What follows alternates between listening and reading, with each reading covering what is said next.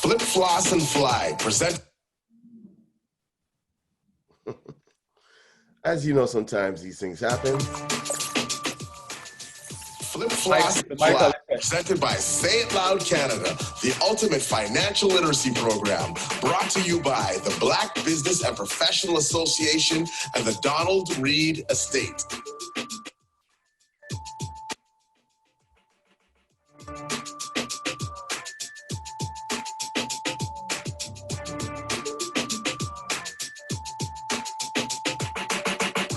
Here are your hosts from Flip, Floss, and Fly, Andre Smith, financial literacy expert and poet, Farley Flex, social activist and entertainment trailblazer, and Roderick Brereton, social entrepreneur and conflict management specialist. Okay. Right now, 14 of our 27 are invisible. Tanisha, I don't know if you're aware, but you're logged in twice. But that doesn't matter. I'm just letting you know. All right. So good morning, everybody. Welcome to our 13th edition of Flip, Floss, and Fly. It's a pleasure to have you here with us. This morning, special alert. We're also going to be broadcasting live on IGTV. So for all of our people who are on IGTV, welcome for the first time to Flip, Floss, and Fly. My name is Roderick Brereton, and I'm here with my business partner, Farley Flex, and we have Andre Smith, and we have Michael Pinnock from the BBPA, the elder, the specialist. And without further ado, we're going to pass it to Andre Smith. How are you this morning, my brother? I am wonderful. I'm doing great. Thanks again for everyone. It's been a really exciting 13 weeks. And like I always share every Saturday, I look forward to coming here for the fruitful discussion that we continue to have, right? And so for those joining us for the first time, thanks for joining, right? We really appreciate all the community support that we continue to receive. And just to give a bit of background about myself for those joining for the first time. So again, you know, I'm from Jamaica. I moved to Canada in 2011. I've been here about 9 years. You know, part of my journey when I moved here was I struggled a lot with my personal finances, despite having a background in accounting. And so that really pushed me into the whole financial literacy program because given my experience, I wanted to find a way to help people. And that led to the creation, the foundation, and the birth of Flip and Floss. And Flip and Floss came about because I wanted to create a program that can resonate with the community. You know, one of the things that I've always been told about finance and financial literacy is that it's dry and boring. And I wanted to bring life to something that is boring. And so, you know, I love the discussion, I love the engagement, and hopefully we can have some of that today. I would love if everyone can come on and show their face. I know I don't have the best face, but I still try to show mine. So we're in week 13 now. So I'd love to see all the faces and I'd love more discussion.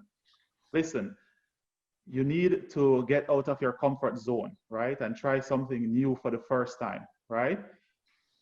This year, you know, I got the 2020 CBC Community Champion Award for my work around financial literacy. It wasn't something that I expected, and I wasn't doing it for the award or the accolades or the fame. I was doing it because it's something that I held close to me and what I believe in, and I wanted to help the community. And that was something that my grandmother instilled in me from an early age, the power of community. And I saw this as a platform and as an opportunity to be able to help people. So welcome again to week 13. We're gonna have an amazing discussion today. Before I go into the topic, here's our trivia questions, and shout out to all our winners of the previous trivia sessions. But today's question is, who is required to file taxes in Canada, and what is a progressive tax system? So for those joining for the first time, please come online. Please come on the live, show your face, state your name, the city that you're participating from, and then go ahead and answer the question. So the question is, who is required to file taxes in Canada, and what is a progressive tax system? So we talked about this in our previous session.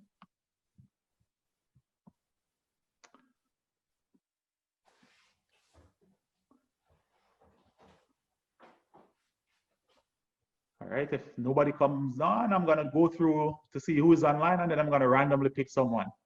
How about that?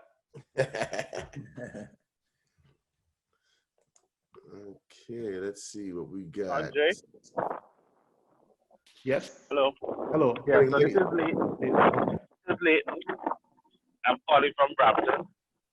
So, who's required to pay taxes?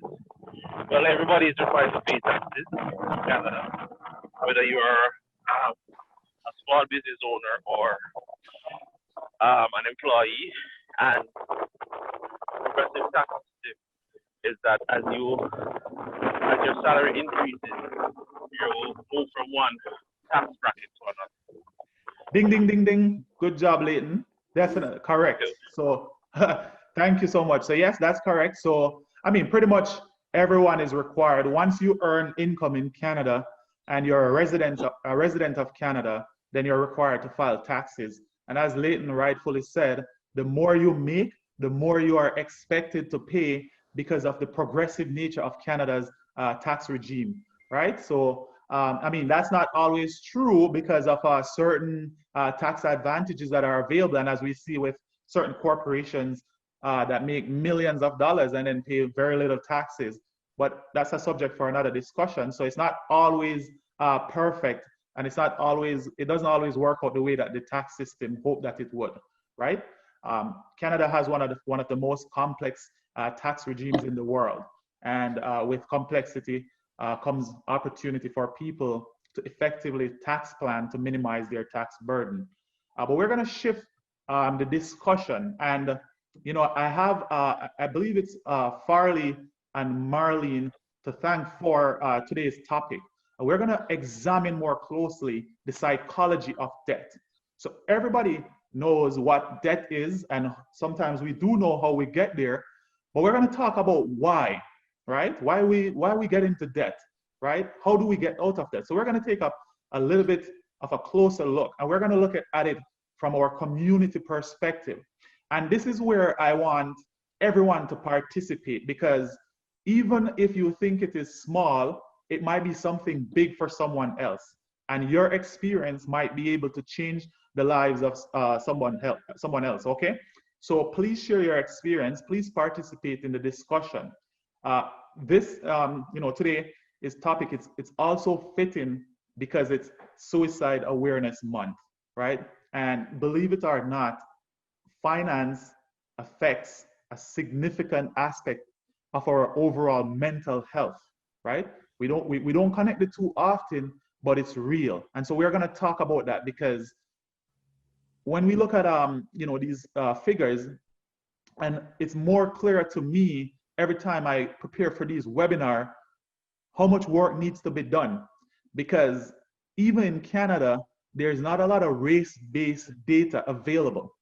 So it's every single time I'm researching, I'm seeing Canadians, right? Which is not a problem, but we know that you know, people, you know, marginalized community face a greater impact. So it's almost like if the number is 10% for Canada, it's probably 30 or 40% for marginalized community, right? So that's why we need to start explore these topics more closely, and we need to advocate and to press the government to start producing more race-based data, because that will help us in terms of our planning and decision making. All right, so just a quick disclaimer here. I mean, we're not talking about an investment today, but so this is just pretty much saying that, you know, we're not here to sell you any product or service, or we're not providing any professional advice to anyone today, but we're just gonna educate ourselves and have a fruitful discussion about some of the issues that are affecting us as a community, right? Andre, one quick thing. I was just gonna say briefly that what I think we also need to do in many categories, as opposed to depending on government, is be either maybe interdependent, because the statistics are there at StatScan and so forth, and they're it's, you know, we need disaggregated data as you mentioned, but we need to find ways to do our own research or make sure that we're at the table when the research is being designed and defined to help us understand, you know, more scientifically, I guess is the word, you know, where we sit on these issues, right? So we can't depend on government. The government, quite frankly, is the incumbent society that has us where we are, right? So I'm not going to go to put it bluntly, I'm not going to go to a slave master for a recommendation. Yeah, we have to do our own. We have to do our own internal absolutely survey. Okay, and we can. We have enough evidence there. And technology. And technology to find that a little specimen, and we can run with it. And it's true, and it's factual. Yes, definitely. We are making history ourselves. Definitely, and it's true because, you know, like one of the places that I go for a lot of information is this organization in the U.S. called Prosperity Now, and it's a Black-led organization, right? So no, I completely agree. Definitely. So we need to start looking at some of these issues for ourselves, right? And definitely that's something that we can all challenge ourselves with as, you know, leaders of Black organizations, right? To make sure that we are producing race-based data that can help the community, right? So I have two. Andre. Yep. Andre. May I chime in? Just want to make two comments. Of course. Firstly, going a couple of sessions earlier, probably the second or the third session, we did mention that if it's not measured, it's not managed. Precisely. So one reason why we do have the data is because nobody want to manage the stuff, so they don't collect the data. Right. And secondly, just this week, I think 2 or so days ago, the Prime Minister made an announcement about funding that will be available to do Black research. So even though we're not going to depend on government to do it, there is some funding in the pipeline. Right. We should avail ourselves of that funding that will help us to assist in some of these research. And that's what I mean, Michael, by interdependent. I just don't like the word of the dependency. Dependent, right? Yes. That funding, if you look at the taxes we've contributed as a people, that funding it's great, don't get me wrong, and it's hopefully going to be used in a sensible and equitable manner. But at the end of the day, we've contributed at least 6 to 9 zeros on the end of that funding in terms of our contribution. And so it's not a handout, you know? No, it's not. Exactly. Yeah. Exactly. No. That's my point. It's well deserving. Yeah. Definitely. My granddaughter is with me today to learn financial literacy. Yes, I noticed that, Michael. Are you on a laptop or a desktop, if I may ask? Laptop. Okay, tilt it forward a touch. I know, Farley, you're very observant. Because I could only see your granddaughter's forehead. It looks just like yours, but there we go. All right. Now we see the Andre, ends my point to bring in the little ones so they can learn. Right. Yeah. Michael, now we're at the pinnacle of success. We are, my brother. Just that flag now and raise our hands. Definitely, Marlene. So yesterday we had a social worker joined our team to help us to create content for kids aged 3 to 6. Our approach to that age group will be a little different than these sessions.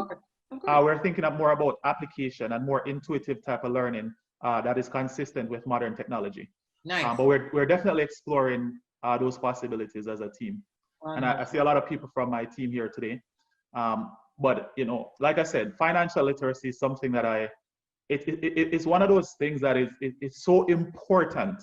And I wish that there was actually a beginner, an intermediate, and an advanced level course in all school system that addresses financial literacy, because it is so important, right? But yet still, when we do get that, when we maximize on the funding, and as Michael says, and somebody take charge of managing the data, gathering it, that would be more evidence-based. That, of course, we need it, but then they can implement it because this is what we're finding. Right. Exactly. And definitely. And it's so fitting that today we're talking about even finance and mental health, because I have experienced it firsthand, and I have had friends, right? I've seen what their parents gone through, 3 jobs, right? I remember in one case, my friend's mom asked me if I knew her son's current family doctor, and I'm like, you really don't know that?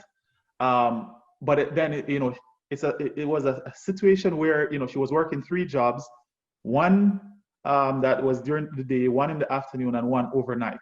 She had very little time for family, and there are so many issues entrenched in our Black experience here in Canada and elsewhere around the world, right? And how can we disaggregate those issues? How can we come up with solutions to address those compounding problems, right?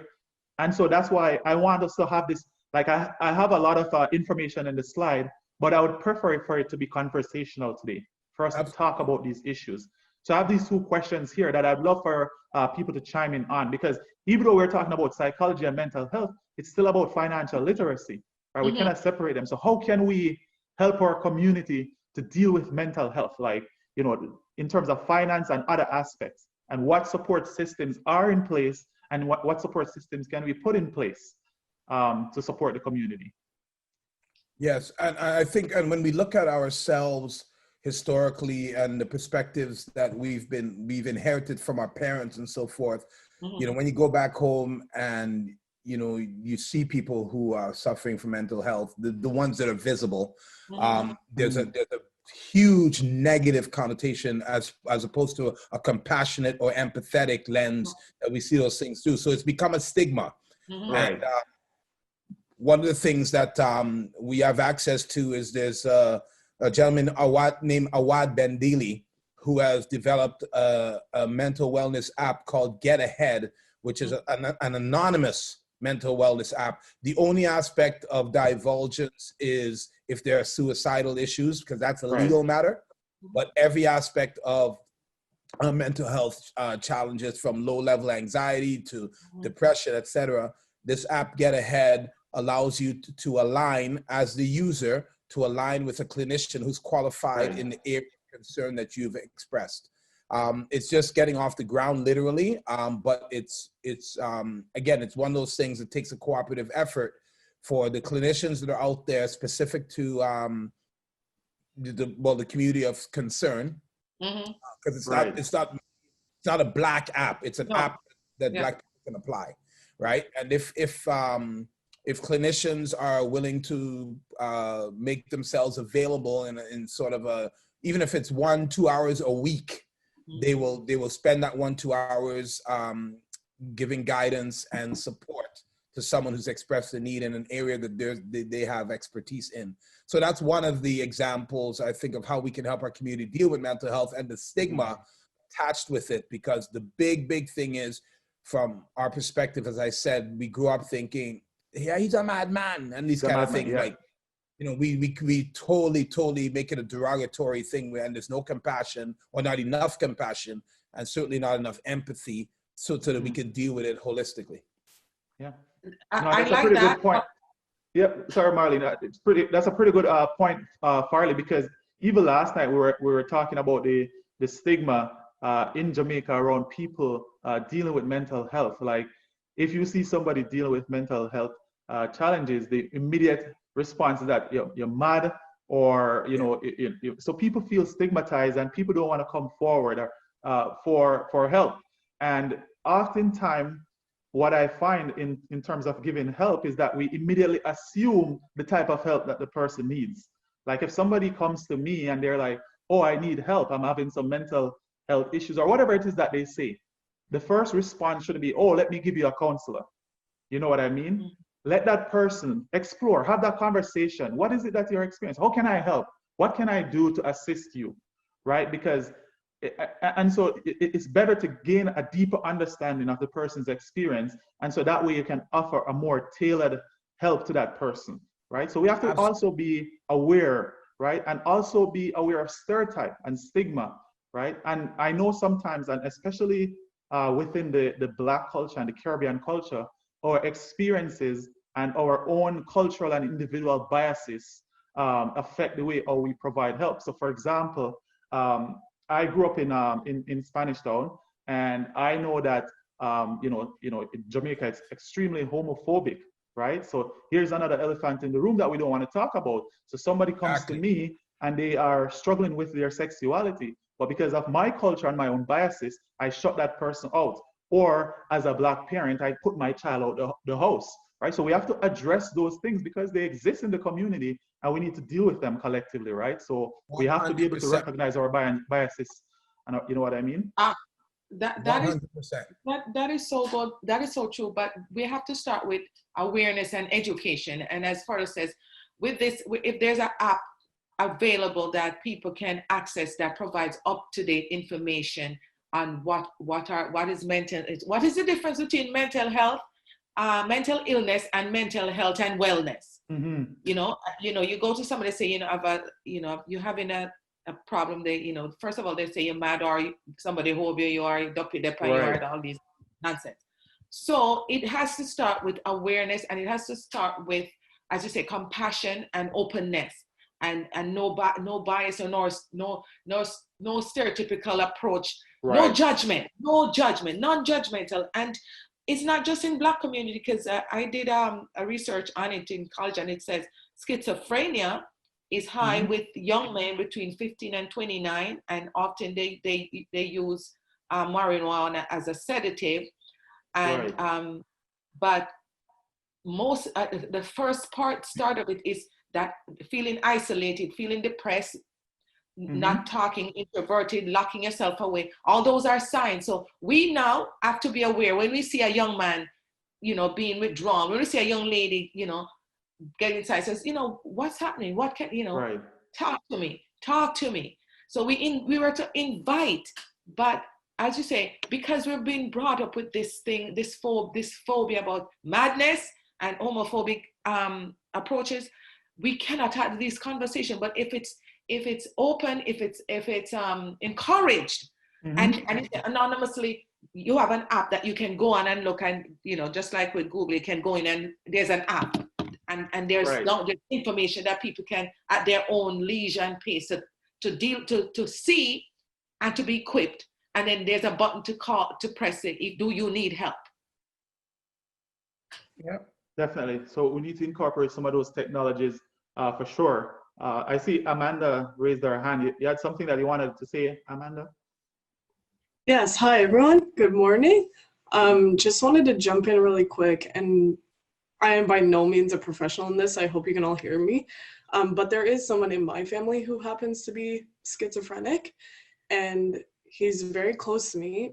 But I think in our family, being Jamaican and half French Canadian, the stigma came from lack of education. Like, we all grew up with this person, we all know him very well. And when his mental health issues arose, I think a lot of the times people forget that these things can be triggered by trauma. So there was a traumatic situation that happened, and he went from the person we all knew and loved. We still know and love him, but he's a little bit different now.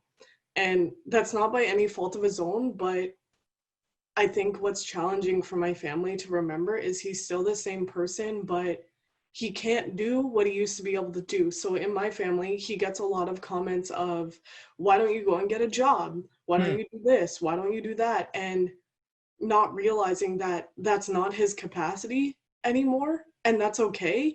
But what's really difficult is seeing how our provincial government puts people on Ontario disability in such a low living income that these people, going back to the whole poverty and mental health thing, these people are living on the streets. These people don't even get the amount of CERB to live on for a month. Like, they get a single human who is on disability, doesn't have kids, can't have a family, a lot of them can't get married because their benefits get cut off, is like $1,100 ish.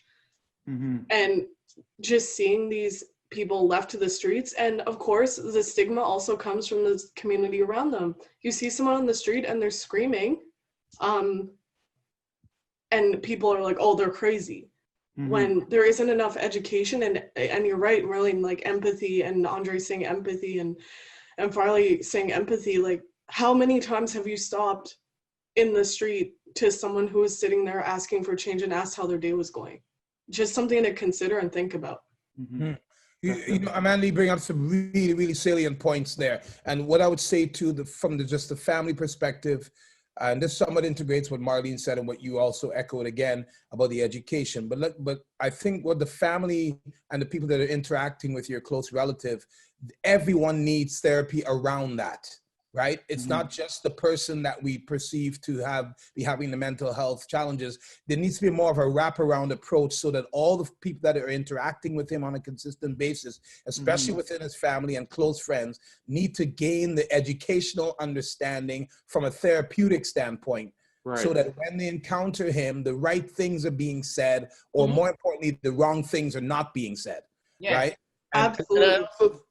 And that's just one quick thought, Rod. And I think that is the thing that we do, is we abandon. And this is, as harsh as this sounds, this is a reality in Canada. I read an article, must probably 20 years ago, where families who had people in their midst that had mental health issues would literally get on a plane, hypothetically from Vancouver, fly to Toronto, right? Get off the plane, go into the city, and leave that relative and get back on the plane without them. That's the stigma. And I mean, obviously there's trauma there for the family as well. So there's no justification, right, that I can find for that personally, but I have to empathize again and say, if it's overwhelming, people are going to make rash decisions that are not necessarily to the benefit of anyone. But think about that. Because of lack of education, lack of social support, like you said, Amanda, in terms of the government, etc., and people are like, it happens with elders as well. So a lot of the homeless people you see in Toronto, don't assume they're all from the neighborhood, right? These are people who've literally been dropped off in some cases, or relocated strategically in a totally inhumane kind of way to survive on their own in a new environment. Right. And just before we move on to the next piece, I think our community specifically has normalized the lack of healing, and the lack of knowledge about healing and the importance of it is obviously to our detriment, because you know, people obviously who are undergoing mental health issues, you know, healing is obviously one of the ways that they can start to get back on their feet. And also for the people who are supporting the people, they also need to have some aspect of healing within their lives to know how to navigate, to know how to pivot, and to, you know, for instance, just access the relevant resources that are required to help, you know, in the situation. And if you think about the lack of healing in our community, and, you know, just to be strong and, you know, get back on your feet and, you know, just be resilient, you know, that's usually the narrative. And it doesn't give any room for, you know, just the empathy, and also just the requirements of what it takes to get back to, you know, some sense of self. So Thank you, Roderick. You just reminded me that when I was doing my research, I had interviewed you. I just had a flashback, and you said, based on the research, it says patients, care. The healing process takes patient care, medication, and love, unconditional love. You remember that there, Roderick? I don't remember the medication part. 2013. I knew I was going to say that. No. The other researcher says medication if it's mental illness, but mental health and wellness. I did interview Roderick. Yes, and he talked about the approach to healing takes support, education. Yes. All right. I know Rod doesn't support the medication part. But I'm just going to say briefly, though, guys. Briefly, I was going to say that we have to do two things. We have to really, in the understanding of mental wellness from a layperson's perspective, know how to recognize it, as Marlene alluded to earlier. We have to know how to recognize that something is just not working in that person's life. The second thing is we have to make sure that we, actually, I'll get back to that later. That's I lost my train of thought. No, but Farley, sorry, Marlene, 1 second. All right. We got to move on. It's a good discussion, but we let's get into the content for today, and then we can continue. All right, so the objectives that I have for today, so we want to know the impact of debt on our mental health, know how to develop effective strategies to manage existing debt, and know how to get out of existing debt, right? So in some of the earlier discussions, we've talked about what is debt, the different types of debt, but we're going to examine these things closer, right? So for example, here's some information on what the problem is. So a higher percentage of debt in the Black community, right? So while leveraging debt can help to stabilize a household in crisis and help with unlocking opportunities in education and housing, debt is threatening the financial stability of some household, right? And why is that so? Because when we actually look at the type of debt that are available to the community, it's more so bad debt than good debt, right? And when I talk about bad debt, we're talking about payday loan, auto loan, and credit cards, right? And very little access to things like mortgage, right? Because when you're a homeowner, there are many things that you can do with that house to generate additional streams of income, right? And so why is this? I've seen so many people within the community that are bearing interest of 20% or more on an auto loan. In my view, that is ridiculous, right? When there are dealerships offering auto loans for 0.99 on new cars. But why is that? Why is it that in the community, there's people having higher interest rate? Well, I mean, there are a lot of issues that goes into play. There's the lack of access to opportunity. There's not understanding the concept of credit, right? So, and understanding how the financial system works, right? So for example, if you are going for, you know, a car and you have bad credit, and we've talked about this before, about the immediate gratification that exists, right? If it is that your credit is not good in this moment, you need to ask yourself the question, is this the right time to get a vehicle? Exactly. Right? Because you are going to be getting a vehicle at a high interest rate, and those predatory loan agencies or those car dealerships, they're going to come and say, hey, no, you can get a car at with no credit, with bad credit, it doesn't matter. And you're going to be like, okay, yeah, give me a car, I just need a car, right? So we need to understand these things and the impact that they are having on the community, right? And so let's take a look at some of the statistics here. Story of debt in the Black community starts with 3 statistics. So Black households hold lower levels of debt than white, right? But what I want you to understand in this statistic, even though the debt load is lower, it is lower because of the type of debt. So white household will have more mortgages, right? So of course, the debt will seem higher, but we have more bad debt that doesn't produce any return in the long run, right? Another important statistic here is over 1 in 4 Black households report they have been late with debt payment compared to 15%, right? So that's a 25% of Black families reporting here. Now, one might look at it and say, oh, it's just a late payment. But when you're looking at it in the context of Canada, right, or any other developed nation, these are countries that operate on credit. And one thing the example that I like to use in understanding Canada or other big developed countries is that these things have a domino effect. So if you line out those dominoes, once you turn over one domino, you just continue turning over all the dominoes. And so even though it's a late payment here and it's like, oh, it's just a missed payment, right? And we are coming from backgrounds where credit is not significant or it was never a thing, right? We don't understand credit and we don't understand the lifelong impact that it has, right? So even though it might seem like it's just one innocent mispayment, that one innocent mispayment can have a significant impact on your credit. I have experienced that firsthand.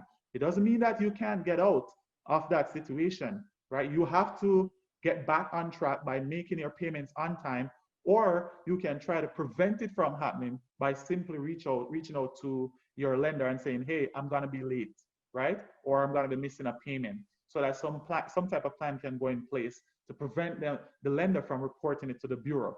Your objective is to always prevent this from reaching the bureau, all right?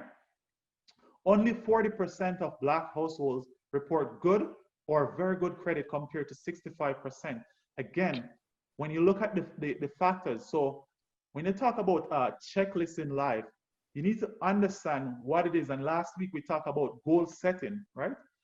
You need to understand your goal. So if it is that your goal is to buy a house in 2 years, some sub goals to that is to understand what it takes to buy that house. One of the most important deciding factors is your credit score. And if it is that we are reporting lower credit score, it means that we are going to be less likely to become homeowners, right? So we need to understand that. And we may overlook or we may not take it seriously, but I'll tell you, as small as it sounds, understanding the concept of credit is huge. And managing your credit score is huge. Managing that credit report is huge. As we can see, literally all these 3 major statistics has something to do with credit history, right? Reasoning behind Black debt. So these are some of the reasons, and I apologize for the text-heavy slides. This is why personally I never took psychology, because it's too much reading. But the reason behind Black debt is, you know, and difficulty making payment is, you know, the legacy of discrimination, right? That this has left black people with few assets, being locked out of home ownership opportunities, and not only being locked out, but also being stratified into neighborhoods, right? Being pushed into communities where your house will devalue. I actually read an interesting article. Redlining, perfect, thank you. I read an article this about 2 weeks ago, and it was a black and white family in the US. So the guy is white and the wife is black. So when both of them called in the evaluators to come and evaluate the house, the evaluator gave them a price that was below market. And so what they did was to get the white guy to call an evaluator, remove all their black photos from the house, and the evaluator gave them a price that was well above market, right? So these things exist, and we have to be aware of these things, right? And these are some of the challenges.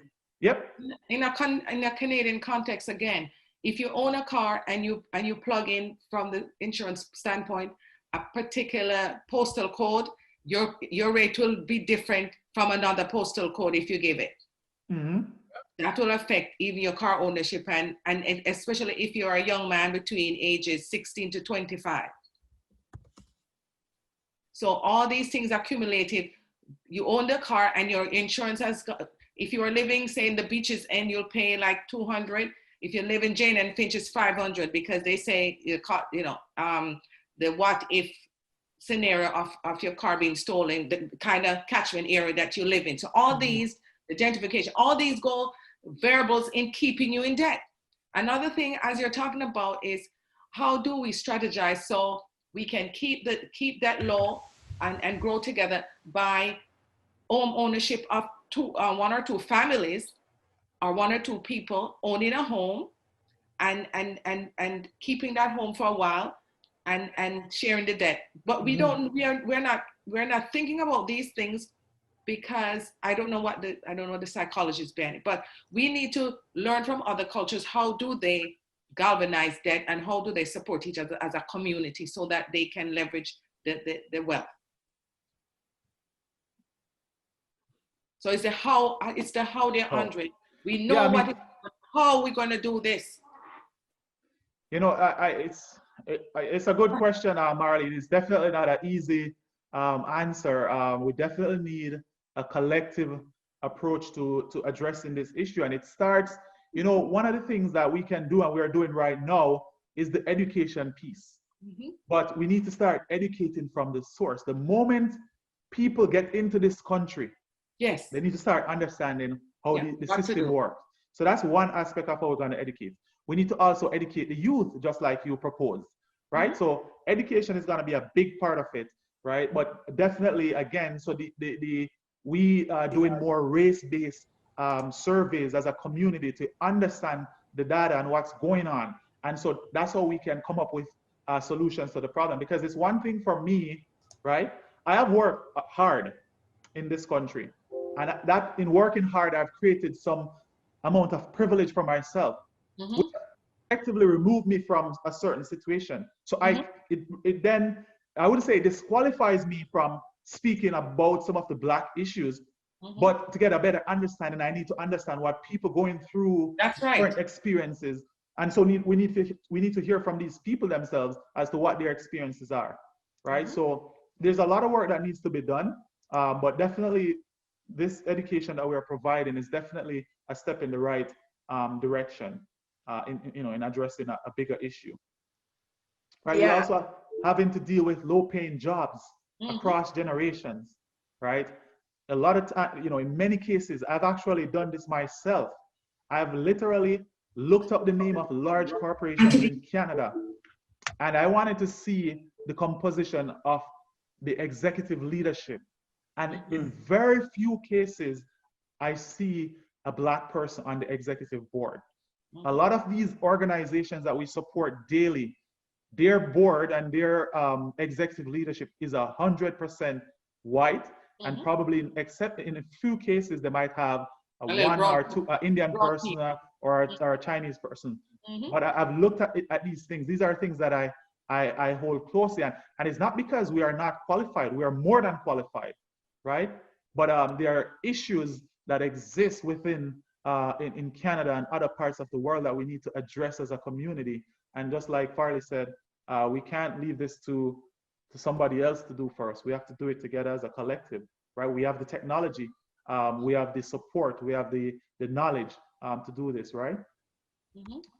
All right, so without Andre? access, Sorry, I was just gonna say, based on the example that you gave earlier about the family where it was a Caucasian man and a African-American woman, that the actual increase was over $100,000 for the appraisal, just to like give everyone an idea of how significant the amount is. Crazy.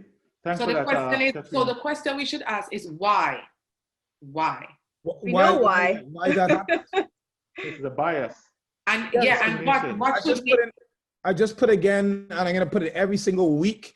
I'm telling you guys, you got to read this book, Cast, that I just finished. It'll blow your mind, and it's very, very lay friendly in terms of terminology and things like that. You have to read and understand that the caste system, which exists not just in terms of white, black, but in India and China and all these different places, there's a caste system that is the infrastructure that racism rests upon. That is why. One sec, Marlene, please. That rests upon, that racism rests upon, and it'll give you some insight and understanding as to not just what we're up against, but how to navigate, right, from an internal perspective. Because right now, we don't have a collective strategy. We're in the limelight right now in terms of anti-Black racism and Black Lives Matters, etc. But I don't know what the collective strategy is. And I consider myself to be an amateur strategist to some extent. I have my own ideas, but I don't know what the collective idea is, right? And if we don't come up with a collective idea as a defense, or not even a defense, in opposition to the collective strategy that has us where we are, and then trust me, it is collective, right? Then we can't even call it a battle. A battle is when you have an equal chance of like when they say the Raptors are in for a battle tonight, right? They mean that it's going to be a fair fight and they have a chance to win, right? But if we don't come together as a collective, we may as well just, I'm telling people, man, it's just depressing. Yeah. No, it's not depressing. Not for me. It's not depressing. Don't get me wrong on that. No, it's not depressing at all. It encourages me to do more of the work we do. But, and you know, that's my motivation. But I'm just saying we need to come up with a collective plan. It's got to be financial. It's got to be social. It's got to be mental health. All it's the social to be determinants. Holistic. Yeah. Education, business, you name it. It's got to be a social determinants of health. Yeah. Yeah. Yeah, I mean, definitely. We need meditation too, eh? Yep. Yeah, so it definitely has to be holistic. It can't just be one thing or, you know, fix, you know what I mean? It has to be a collective strategy that looks at all the social determinants of health for sure. You know, so without, you know, some more information here, without asset like saving homes, cars to tap in when experiencing financial pressure, are, these are turning into, creating more debt for people of color, right? And we're seeing more and more people with bad credit score. And here's the thing about having this issue, and I believe it was Farley said this in one of the sessions, is that they know our weakness. Absolutely. Right? And because they know our weaknesses, they use those against us, right? And if you look at it, I literally sit down sometimes and I look at how a typical, marginalized neighborhood is structured, right? And when you look at it, you'll see a lot of junk food available. You will see a lot of, payday loans available, and a lot of car dealerships and whatnot. You'll see a lot of how to improve credit score services. You'll see a lot of debt counseling services. So they are literally creating a cycle, right?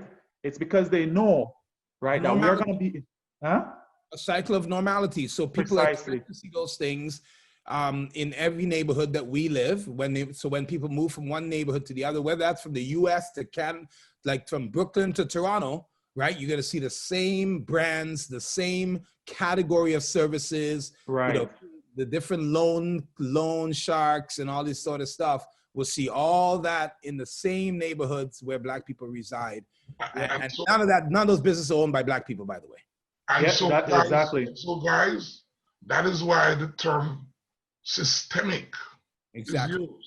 It's not accident. It's not, that didn't know our weakness. They have created the environment and they keep sustaining that environment. So it's called systemic. Yeah. I just stepped away just now to speak with a colleague of mine, and there's an organization called Black Health Alliance. What, sorry? Black Health Alliance. Yeah, I think I've heard about it. Black Health, yeah, the BHA, of course. Right, and they're from a medical perspective, and they're delivering counseling on mental health. I was just speaking with one of the directors, and I was mentioning to him that we've got right now as we speak financial literacy going on. So I'm going to get the links over to them, and hopefully next week we'll have an increase in folks from that section, because he did mention, wow, that's one of the things we need. We need financial literacy. So as you rightly say, there's a link between one and the other. You can't separate them. I remember way back when people used to migrate in the early days to the US, and they used to pride themselves in saying, they're holding down multiple jobs. Right. But the foundation of multiple jobs is low rate paying jobs. And that is why, because you couldn't move the rates, but you could move the hours. So rather than work 7 hours at $100 an hour, you work 14 hours at $50 an hour. And that's part of the mental health cycle. Yep. Because people actually believe that to make it, you need to work 3, 4, 5, 6 jobs. Yeah. Precisely. Without even focusing on, is these low paying jobs. Why you have to work so long? And that's one of the key nexus between financial literacy and mental health. And that's policy. When you normalize stuff, and I can tell you, the human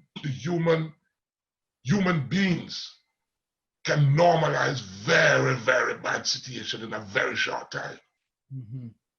You'd be surprised if you keep watching all these bad things, all these atrocities that's taking place throughout the world. How quickly it becomes, oh yeah, that's just another accident, or that's another shooting, or that's another suicide, because we seem to be just skewed in doing that. And people working multiple jobs. It's fashionable in our community, because we forget that it's a low paying rate why we have to work the long hours. Rather than focusing on improving our own skill set, which is not easy because of systemic, racism and systemic structuring of the society.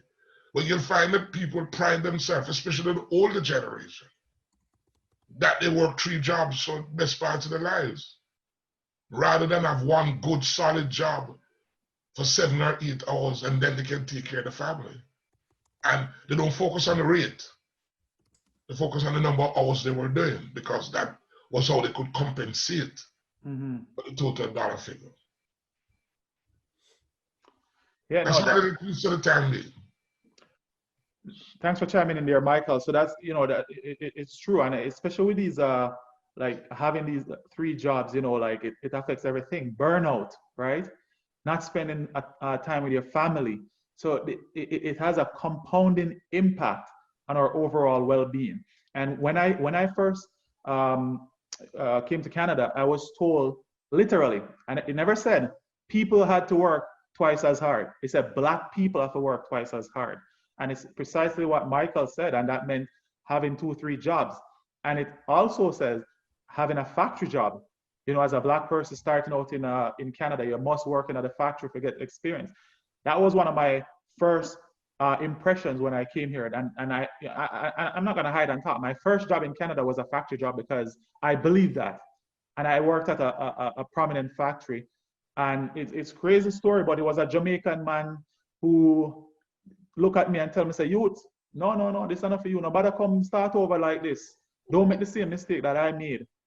And it was me being on that factory floor and hear the sounding of that big buzzer going beep. And then they're like, get back to work. And I'm like, what? You know, me come from Jamaica. I'm like, no, I'm modern day slavery this. Right? So, Roger back. But you know, so we need to change the culture. We need to you know, bring about that holistic change, and we need to help people to understand that, you know, that is not true. That, I mean, yes, you know, you have to work hard, but rather than trying to get 3 jobs to make $30 an hour, are there ways that we can equip you with the necessary skill to get 1 job paying $30 per hour? Because it's the same thing, and you get more time with your family, you get more time with yourself, and you don't have to, you know, feel burnout, etc. Right? So those are some of the things that we have to talk about in terms of our collective approach. Right? And then if you think about it, you know, it's just an extension of the slave culture that we've learned so well, right? Obviously, you know, people who were enslaved had to work hours that were just ungodly, and it was basically working more than you even got to rest, and there was no family time. So it's just an extension of that. And again, we just normalized it. It's just become the day-to-day expectation of what we have to do to maintain. And I think having the discussions is where we've now disrupted, and now where we can just have this food for thought, or if it's a seed that needs to be planted in people's minds so that they can nurture it and then break that cycle. Because ultimately that's what we need to do. We need to reprogram our minds and ourselves so that we have different outcomes. How many of us, excuse me, how many of us know when we come into Canada, we're entitled to settlement services, and it's on, and sometimes when you come, they will force you into labor jobs, like to go to factories, but you don't have to take. My first job was at a Laidlaw disposable factory, and the guy, same thing. This guy said to me, "Miss, this is not for you. You shouldn't be here." And so, if we don't know what is there for us, we will, the other communities come and in their settlement services, because they're the 4 stages: the honeymoon, the frustrating, the coping, and the honeymoon, frustrating, coping, and adjusting. Within those, that and as a newcomer, from you land up to 6 years, you are entitled to certain training and settlement services that will help you. You can go back to school. You don't have to take that job, but it takes planning. And so the person that you come to have to plan it in the way that will raise your asset by training and education, encouraging you to go back to college and to upgrade. But you know, you come here, and if you want 2 or 3 jobs, oh yes, I'm gonna hustle. A hustle will burn you out, put you in debt, and you haven't moved. Yeah, definitely. Thanks for that insight. So in this section, so we're going to talk about, so we've talked about these 2 strategies before. So the snowball versus the avalanche method. I'm not sure if anyone remember that discussion, but so just to recap, the snowball method of debt repayment is where, you know, you're starting with the smallest debt, and you pay off that debt and you get that gratification and that satisfaction knowing that you're making some progress, right? So it's one baby step at a time, as some people would put it, whereas the avalanche method is targeting the debt with the highest interest rate first, right? So we are revisiting these two strategies because you have to figure out your personality, right? So for me, how I like to feel rewarded is when I pay off my big debt first with the highest interest, right? But for someone else, those small steps might be more rewarding for that person. So if it is that you feel like that is more rewarding, then go for the snowball method and pay off a small debt first. So even if it's $40 or $100, whatever it is that your debt is, pay off the smallest one, you get that motivation, and then you move on to the other one. The one thing I like to do, and this is for me personally, you can decide if you want to do it. I like to tell people about what I'm doing. So I tell my family and my close friends, and I'm like, I'm in debt and I am trying to pay it off by this day and time, right? So that gives you some motivation, and it also holds you accountable, right? Because that friend or that family gonna come back and say, hey, were you able to pay off your debt, right? And you're gonna want to be able to say, yes, I did, right? Andre? So yep. Yeah, just wanted to just refresh folks, the 7 C's, one of the critical ones, well, they're all critical, but one of them is conscious choice, using the power of your voice. Mm-hmm. And also the support of that is speaking things into existence. So what you've done with the communication with your family, communication also being an important C, is you've put it out there, not only for them to be aware and to check in on you just socially even, and say, right, remember you were telling me you had this debt you were trying to manage, how's it going, right? But on top of that, you also create energy of attraction around that issue that you're trying to resolve, or going to resolve, not even trying, going to resolve, to speak affirmatively, right? So that's a very, very important point you've brought up. I hope everybody on the call, not just the young people, can learn to adopt that principle and adapt to that understanding, so that they recognize that when you voice things out to the universe, and people have different ways of describing that from a spiritual or whatever context, but at the end of the day, right, you're in line with an existence outside of yourself that can help you get to that next point. So very, very salient point that you just made. And just to chime in on that 7 C's, what Farley just mentioned, today our C is change, right? The community on a whole, collectively, we have to change. And it means individually, we're gonna have to take a stance to be cognizant of the changes that we need in our lives, whether it be from a financial health perspective or just an overall how we need to get to that next level, recognizing the hurt, the traumas that we've experienced, and now going to that healing perspective so that we ultimately can change and also create a new future for our young people who are coming up behind us. So change is the order of the day. So when we're doing this session today, please think of all the things that change is applicable to. Amen. Thanks, dear. I just want to make a comment to Andre, actually for Andre, because I think I missed a session or two, or I can't remember. When we went through debt back then, did we speak about, I think you mentioned good debt and bad debt. And ugly, yeah. Good, yeah, bad, debt. ugly. Okay. Yeah. And because one of the challenges we as a people have is that we don't see debt fall from an investment perspective. We don't use leveraging to enhance our wealth and say pay for itself. We will go for a payday loan just to go to a party. Good point. And them have the party loan for Carnival. I was cuckoo when I heard that. We go for a payday loan, not to buy a car to run as Uber. Right. But to go to a party. So because our environment, and I always try to come back to the market economy that we're under. That is what governs what we do. The business model is capitalism. That's what we're in. Right. And so, each time you do these things, if it's an investment, it will help pay for itself. Mm-hmm. But if it's an expense, it becomes a burden. Because after that carnival, you've got the $5,000 loan to pay back. Mm-hmm. And it's not generating itself to assist in paying back itself. Right. Because it's just a straight consumption. You know, and I think that affects the mental health too. Because after the party, everybody get very depressed. You know, when they realize they have this big loan to pay back. Right. Michael, I particularly like that point because you raised something crucial about leveraging debt, right? You know, it's either we think about debt as in the bad and the ugly side, or we think about we don't want debt because we don't want to owe anybody or pay any interest. But we need to talk about debt in the sense of how we can leverage it to make more money, like using debt to make more money. And, you know, one day, I won't get into how I met this director from one of the big 5 banks in Canada. It was just a coincidence.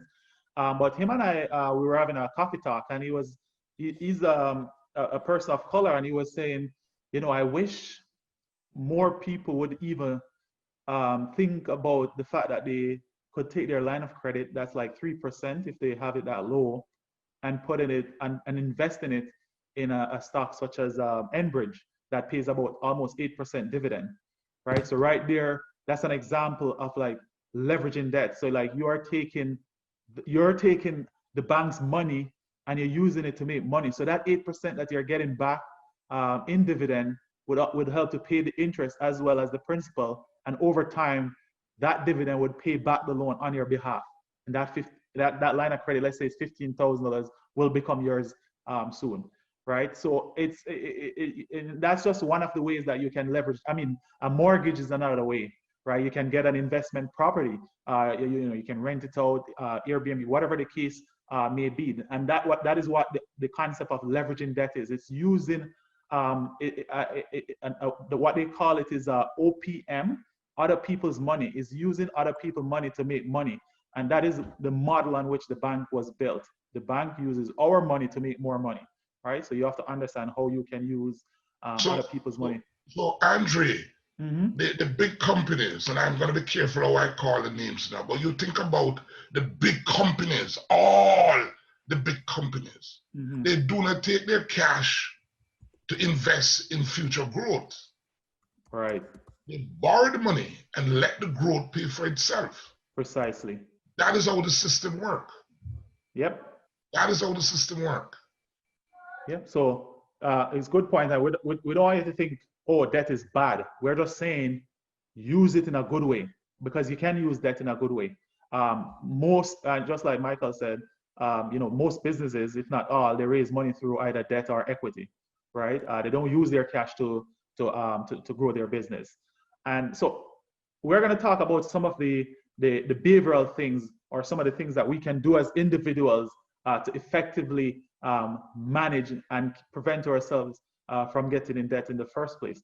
And the first one that I have here, and it's crucial, and you're going to see at the end of my presentation, there's a quote that speaks specifically to behavior, right? And I've seen so many different layers and aspects of this.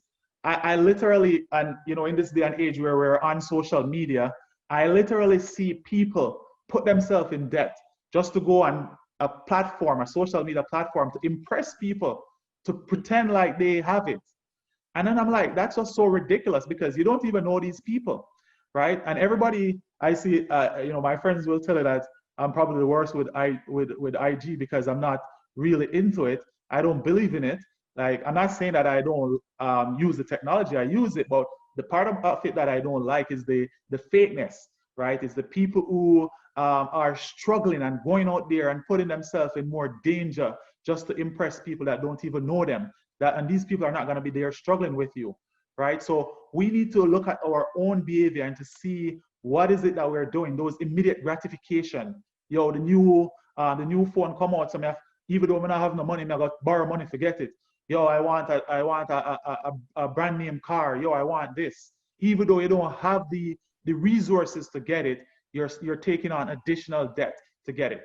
But here's the thing that cripples a lot of people, that they don't take into account when they're taking on all these discretionary debt, is that they are looking at the initial cost. All right, so I'm gonna go buy the latest car to impress my friends. Most people only look at how much it's gonna cost in monthly payment. They're not looking at the monthly payment plus insurance, plus gas, plus maintenance, plus the possibility that you may get in an accident or you need money for other aspects of your life.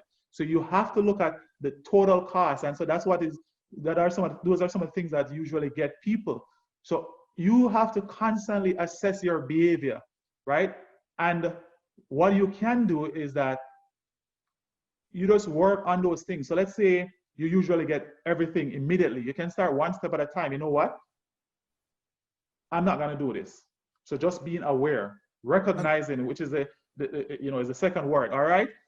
Andre, sorry, just to interject, I think it's important that when we address these things, especially given that we're leaning on the mental health side of things today, the self-esteem or the lack of self-esteem, I should say, within our community, and is directly related to how people in general who also have lower self-esteem, and there's obviously a range of levels there, but a lot of people who utilize social media, it's to create what I call pseudo self-esteem, right? So they want to, when you mentioned they want to look bigger, richer, better, et cetera, than they actually are. It's an escapism. And that's why it's somewhat addictive for many people. It's no different than a drug, right? It's escaping the reality of who you are, what you have, what you look like, and offering another presentation, a virtual avatar of yourself that is more everything. And that goes to aspects, with great respect to anyone who has plastic surgery, but it's a similar thing. That's why it becomes addictive, because you're trying to be something that you feel you were not, or you weren't given the blessing of having. So when we look at historically, when Black people, and you talked about this during the civil rights movement, were first given loans, being able to get a bank loan, the banks systemically restricted the type of things that Black people could get loans for. But when they did get loans for the categories they were eligible for, those became the beacons of success in their own communities: cars, jewelry, things that for the most part are depreciative items, but not loans for mortgages, et cetera, So that became the measure of success that the younger folks and the other folks in your community saw.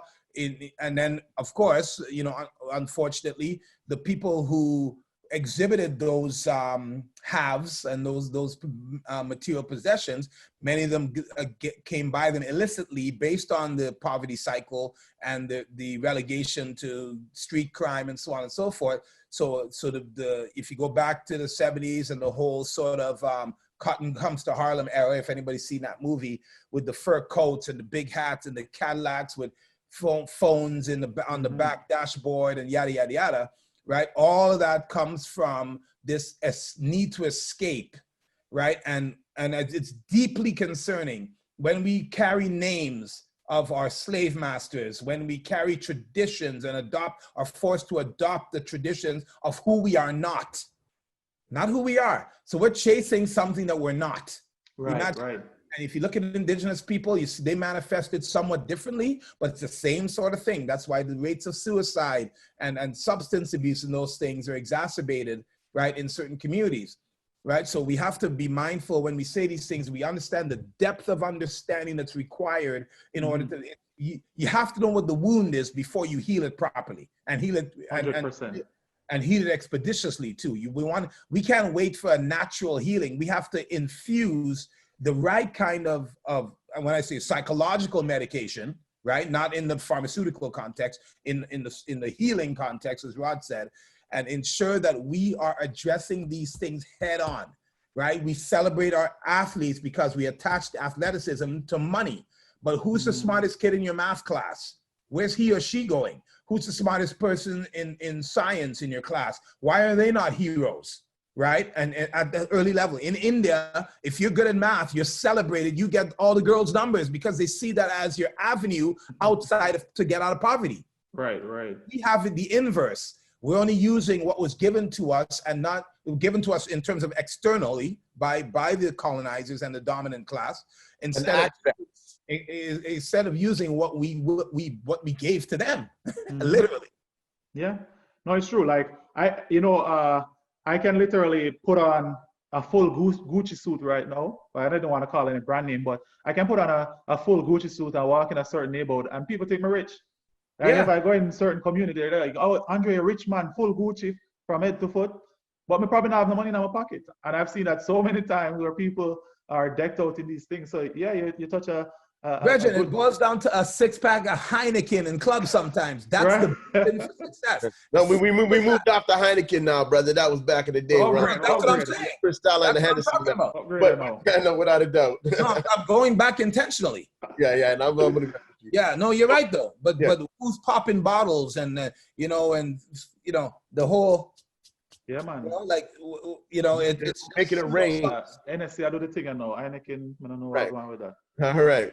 So Mona from the chat chimed in and said we need to adjust self-talk and begin to say I can create, I am creative, then take appropriate positive actions, become disciplined to achieve our goals. And Mona, you're absolutely right. This is a step in the direction of change and how we need to view ourselves and the appropriate action that we need to take to make change a reality. Yeah, so we just need the mechanisms, right, to ensure that these things happen. That's why the 7 C's, as much as we haven't gone through them comprehensively, right, but the 7 C's are a mechanism for change, guys, just so you know. So pay attention to them, please. Yeah, and I mean, I'll tell you, and on the behavior side, it's like, and I'm glad, my wife is on board in terms of things, but even with us, like when we just bought our place, and I'm not afraid to say, like, we don't even have a couch, because my thing is, I need to get an understanding of my present reality before I engulf myself into more debt, right? Or taking on things that I can put money down for emergency. So it's those little things, delaying things, right? Delaying the things that we don't need. I don't really feel embarrassed if somebody come to my house and there's no couch or there's no table. At the end of the day, I feel like I've accomplished a goal that I work hard for. And the next goal, I will set it. I won't let other people dictate that next goal, and I don't care, right? So you have to be able to develop that type of, control over your behavior. Discipline. And Discipline, yeah, and exactly. Farley talked about a couple sessions ago. We have this fascination with this instant gratification. Yeah. Right. So we have to honestly, as a part of that discipline, look to delayed gratification as one of the processes of change, right? If we technically don't need it at this exact time, if it's not a critical item, well, we can delay it, and then we can build. That's how we build wealth, right? Yep. It's investment, it's planning, and again, if you fail to plan, you plan to fail. So we have to have a plan in place to make sure that we're taking the steps to get to our goal and our destination on this journey. Yeah. And part of deferred gratification is identifying what gratification is. We have to define it and redefine it, because people believe that is the definition of gratification, material accumulation, right? But there's gratification, like I saw Andre, when I saw you with you brought your son. Your son, no, but I'm trying to think. Oh yeah, it was at Rod's birthday party, right? And I saw the gratification that you felt from being able to bring him into that environment. Like, these are things people take for granted, right? And, we play a song called Feeling Good every session we have so that people can recognize, don't take things for granted. Gratification can be found in anything. Literally, it's just a matter of your perspective. So change of perspective is what inspires the willingness to change in the first place. Right. You have to change perspective. So I just like to chime in myself, and I'm always going to the history. I suppose because I'm an accountant, we always. I think you always put it together nicely, Michael. Yeah, but we also have to remember, not providing an excuse, but we also have to remember that is just since 1838 and 1865 that we have been given the so-called opportunity to decide what we want to do. These folks who have created the systemic system have got hundreds of years to perfect what they do. All we had after the abolition of slavery was our person. Not even the clothes we had in our back was ours. We had no land, no building, no resources, just our person. But Michael, that's why we have to embrace our heritage and Right. think before slavery. Not the laws, not I the think laws that was created. yeah, we the laws that we're continually, just trying to change some as we speak. yeah. Not the laws were created to disallow us creating wealth. But we have to go beyond that, in my opinion, and go back to our historical contribution pre-slavery, pre-colonization, because all of those principles of philosophy, everything else that are being applied to us, were created by us in a more humane context, not to manipulate others and colonize and rape and pillage and do all these things. We did it from a more humane and inclusive perspective, and that's why young people need to find their true cultural identity. This is the oppressed version of us.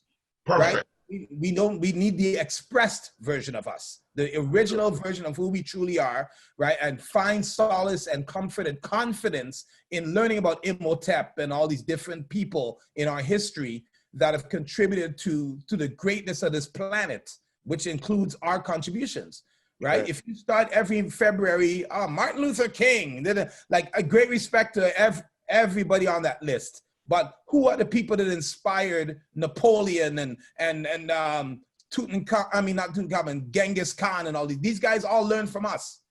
Yeah. All of them learned from us. And I think that's where the challenge and the change is going to have to take place, because again, we've been so accustomed to just learning about our enslavement and our oppression. You know, it's just come in like, you know, and you know what I'm saying? It's a recency event, you know. It's the recency. Absolutely, 100% behind us. Absolutely, and you know, in this context of being in the Americas, we've been in bondage longer than we've been out of bondage in terms of those chains. But as Farley was noting, you know, before this, you know, there's a vast history, a fascinating history of, you know, all of our worldly accomplishments and whatnot. But that's going to take research. That's going to take going outside of the comfort zone and looking to see what we've done. And that's what's not readily available. So again, in terms of challenging people to look and see, to find out and to research, that is where, you know, you will find the knowledge and the empowerment to move forward as not just a people, but individuals. And Roderick, just a final thing I'd like to say this. Even in our contemporary times, we had what was called the Black Wall Street, you know. Of course. And it was invaded and burnt down to the ground. Also, yeah. But even in our contemporary times, we have got example of how, when a community comes together, what we can do. Well, if you want to take it to that, I mean, just even in this contemporary day, Michael, you know, the Boss Women, which is a session that the BBPA also hosts online of women in from across the country who are leaders, who are executives, who, you know, want to even level up and scale up their abilities, you know, was recently Zoom bombed by white supremacists. And, you know, they had some choice words, and obviously they showed pornography, and were very profane in terms of what they shared on the chat. And they also made some verbal threats against the women on the line. And, you know, it just goes to show you that, you know, whenever we empower ourselves and whenever we are self-sufficient, you know, there's always something that is there to try to just to hold us back. I mean, because there's a fear. And, you know, Farley and I also shared something like similar to that. You know, we were doing during the summer a graduation for Black and Native students, you know, to celebrate the quote unquote most vulnerable or most at-risk students, you know, on the totem pole within this country we live in Canada. And again, Zoom bombed by the white supremacists and whatnot, and, you know, just to keep us back. But, you know, we got to recognize that this is what has been happening since day one, since our experience with these set of people. And we're not saying that everybody who may be of European descent is of the same, but you know, we've got to recognize it. And yeah, again, our resiliency has to come into place, but, you know, we cannot allow this to put us off of our mission and our goal and seeing where we definitely need to get back to. So with that said, we'll get back to Andre. Yeah. All right, good stuff. We're having a great discussion.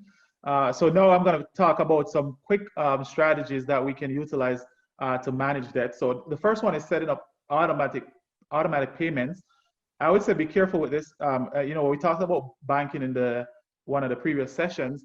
You don't want to set up too many automatic payments. So because if it is that there's automatic payment and it bounces, you're gonna have to pay non-sufficient funds fee.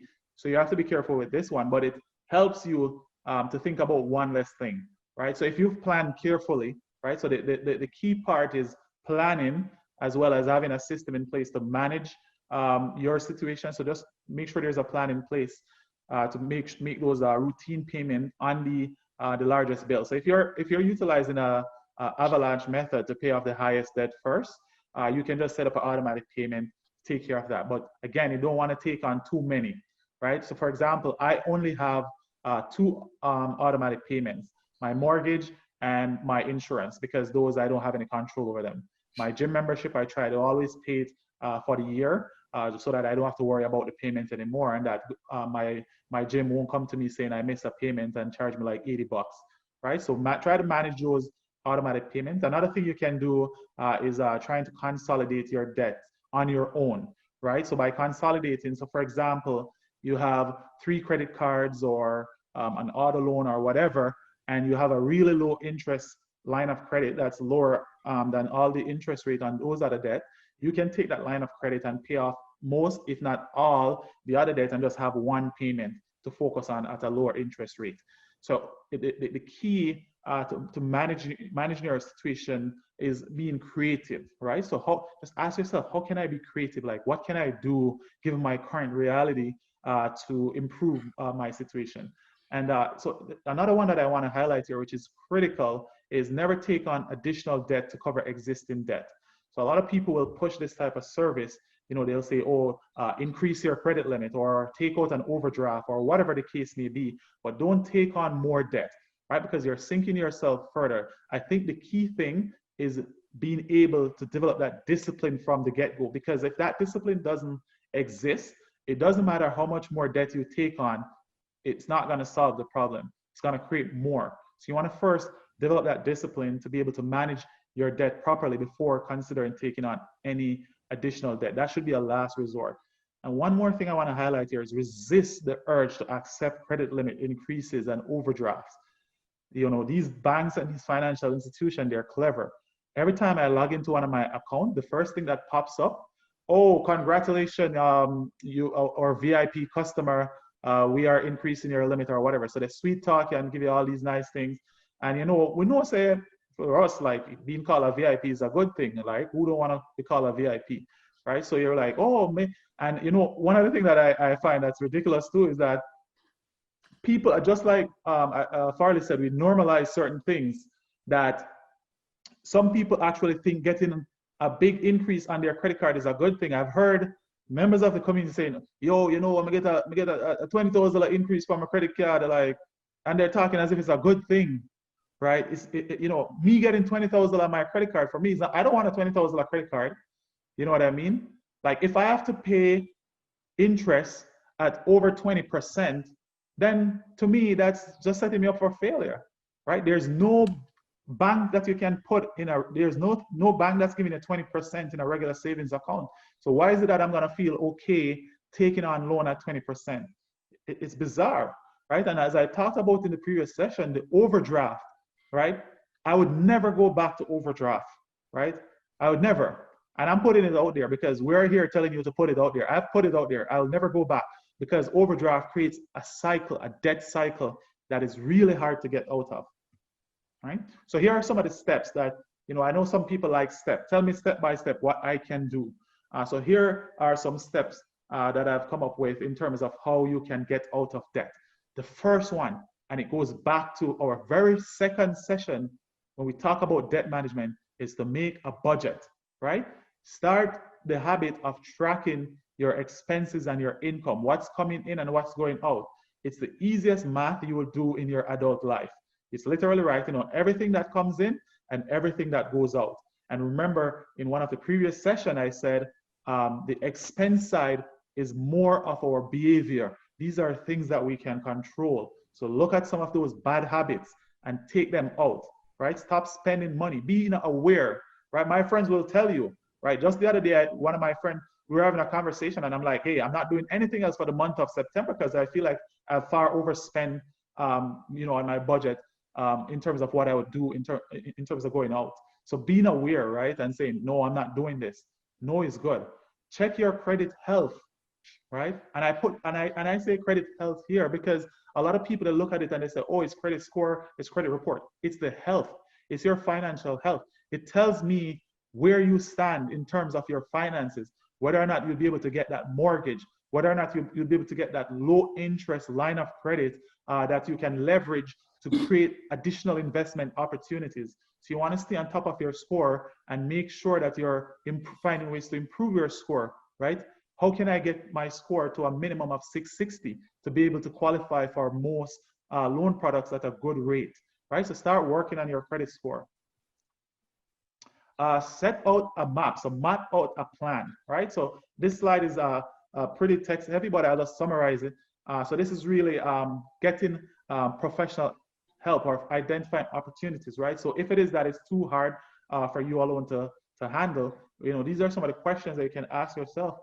Are there opportunities to consolidate, which I talked about earlier? Are you able to negotiate your debt with your lenders? I love negotiating with lenders and phone companies, right? And I love when they call me, you know, some people will hang up the phone on them, but I love when they call me to offer me a higher rate and I'm like, but I'm paying 40 now. I want you to tell me, you call me, why should I leave my $40 plan and take up a $50 plan? If anything, you should be offering me 35. And in some cases they do, all right? And I get better service. So negotiate, right? What kind of approach can you take in terms of credit card? Do I need credit cards, right? And if I do have a credit card, how can I manage it? And as I've shared with you, my strategy for managing my credit card is that my credit limit on my card never exceed my paycheck, right? I don't take on more than I can pay in one paycheck, right? Do your research. It is very important that you research and understand for yourself, right? It's part of that immediate gratification. So understanding what you're getting into. If you get a contract, take the time and go back and look at the terms. Ask questions before signing. Don't just sign it. One of my biggest mistakes, right? And I've made this with my friend. He was echoing in my ears, yo, yeah, man, get the car, man. It's a good thing. And I went in that dealership. The same day I got my G2, the next day I got a car, brand new car. You can't talk to me. What are you talking about? Drive out on a brand new car, right? Make sure, say, yo. Where the floss comes in, y'all. That's where the floss comes in. The floss, exactly. The flossing that. Start the flossing. Do your research and make sure you understand what you're getting into. And take control and take action. So this is where we're telling you, you need to start being in control, right? This is the doing part. This is the verb. Take control. Take action of your financial situation. Go ask the question, ask a friend, ask family, ask for professional help, right? But you need to take action, create the budget, having an understanding of what's going on in your life, right? And only you alone really can take yourself out of debt. It doesn't matter what service anybody provides, you have to be disciplined to follow the plan. Right? And that's also something, sorry, Andre, if I could just chime in, something that the BBPA will be helping people. Obviously, right now, you know, we're giving food for thought and we're giving just people the information on how to go about it. But if you need those steps to be an actuality in your life, just make sure that you're a member with the BBPA, and these are some of the things that we can actually help you with in terms of that debt management. And obviously everything is 100% confidential, and we will be here for you in the sense of speaking the language of the community for the community. All right. So stretch your dollar, right? So the other point here is stretching your dollar, being aware of your expenses. So are there small things that you can save on or bring down, right? So there are expenses, there are always expenses that you can adjust to help you with your plan, right? Take a look at your fixed costs.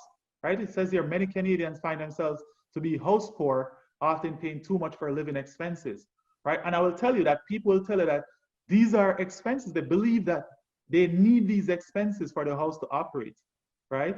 I'm very like big on like money, and my wife will tell you like, if I don't see it as a need, the chances of it being, it's almost like whenever we talk about finance, it's like it has to go to the finance committee for approval, right? If it doesn't improve our life as a family, I'm not, you know, and even with my son, like I tell my wife, oh, we're not buying all these stupid stuff for him to have thrown all over the place, things that he doesn't need, right? So make sure that you're in control of your finances, right?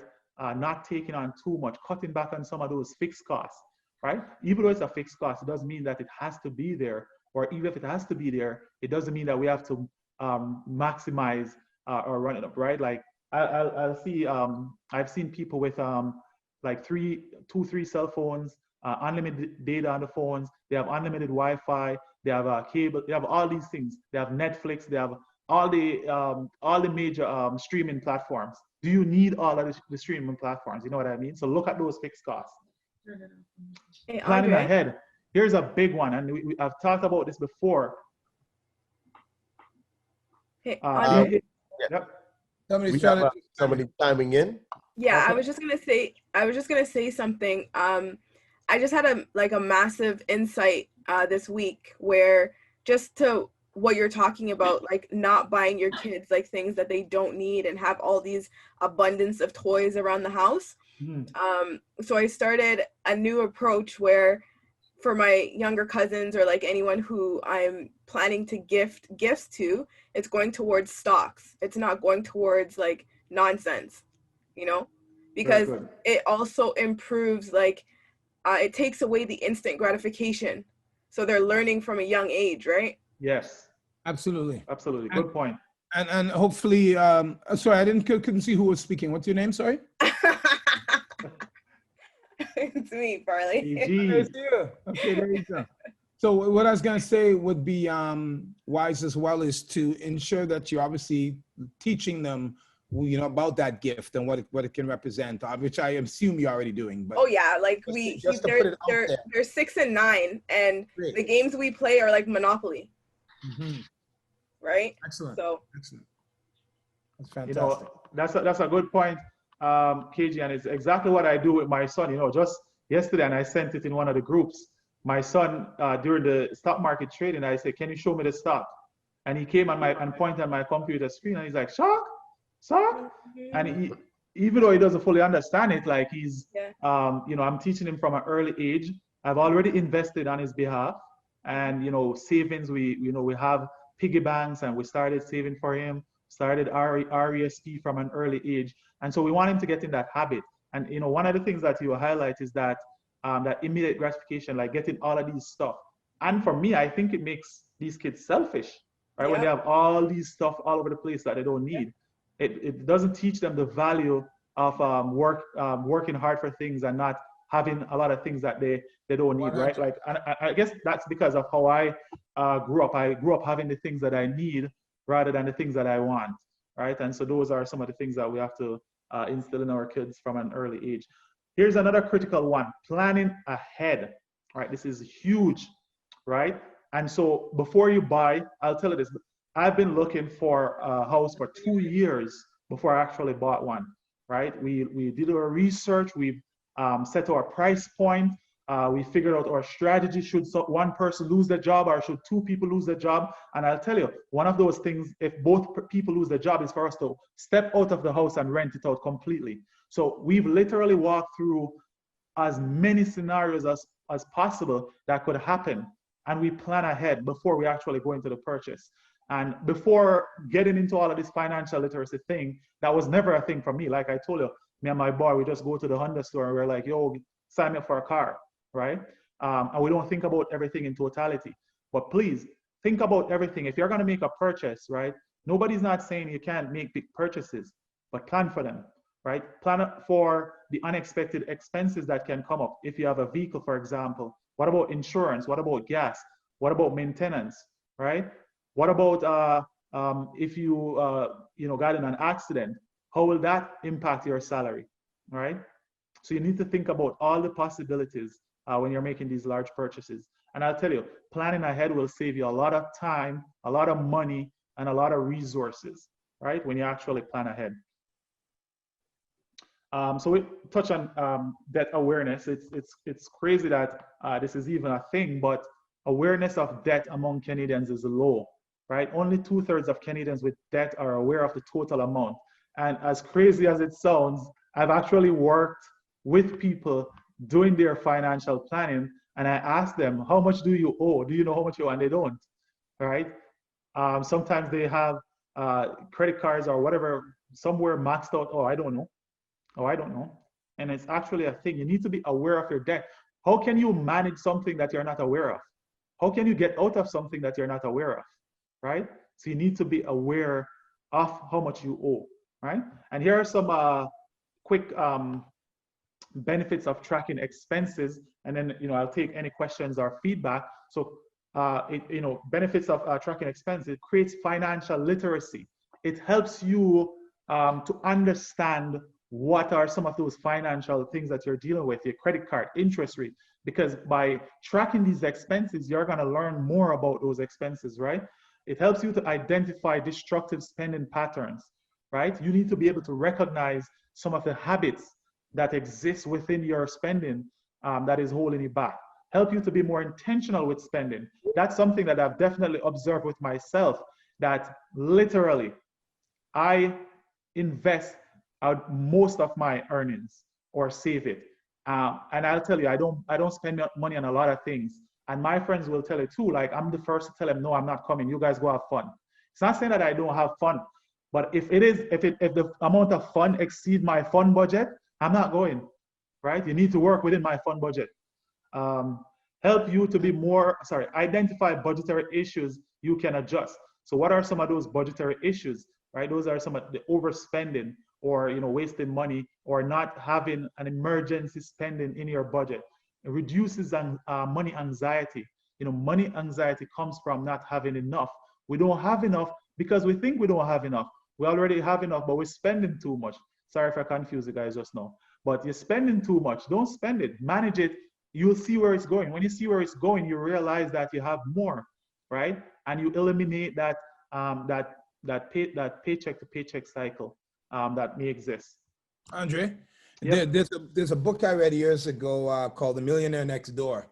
Anybody could research that. And they talked about a family I can't remember what state they lived in the US, but wealth is defined as how long you can sustain your lifestyle without additional income coming in. Okay, so there was a couple actually, they were both teachers, right? And they were frugal, but they weren't limiting. They went bowling every week. They went on a vacation, one per year, this, that, and the other. And they could sustain their lifestyle for 7 years. Wow. Without any additional income, based on how well they managed their finances, right? I mean, so, even that, when you think about that, so imagine if there's a major teacher, whatever it is, and they both get fired or laid off or whatever it may be, and they're good for 7 years. 7 years. That's incredible. And I just wanted to chime in on what Andre was just talking about, and just the discipline that it takes. And I think overall, again, because the word of the week is change, we've got to be uncomfortable sometimes to get to that comfort zone. And without doing that, change is not going to be likely. We often use the example of if you're at the gym and you're trying to gain muscle mass, and if you're pushing the same thing over and over again, the likelihood of gaining even a pound is none, because you haven't put yourself in that uncomfortable zone. So with change comes discipline, comes regiment, comes ethics. And these are the things that we're going to have to introduce to our families, or even and enhance in our family structures and our communities, so that we can be the change that we want to see. And that being said, for the challenge of the week, for the gift card that we have sent out to everybody, so hopefully you've got those. We want to understand, Farley has shared with us a couple weeks in terms of how change works. So it starts with behavior, and then that's the first clue. What's after that? So what's after? That's an experience. Yes. Okay. The behavior. This is the first one. Behavior is the third level. What comes after the behavioral stage? That's the question of the day. What comes after the behavioral change, behavioral stage, sorry, as it relates to that formula?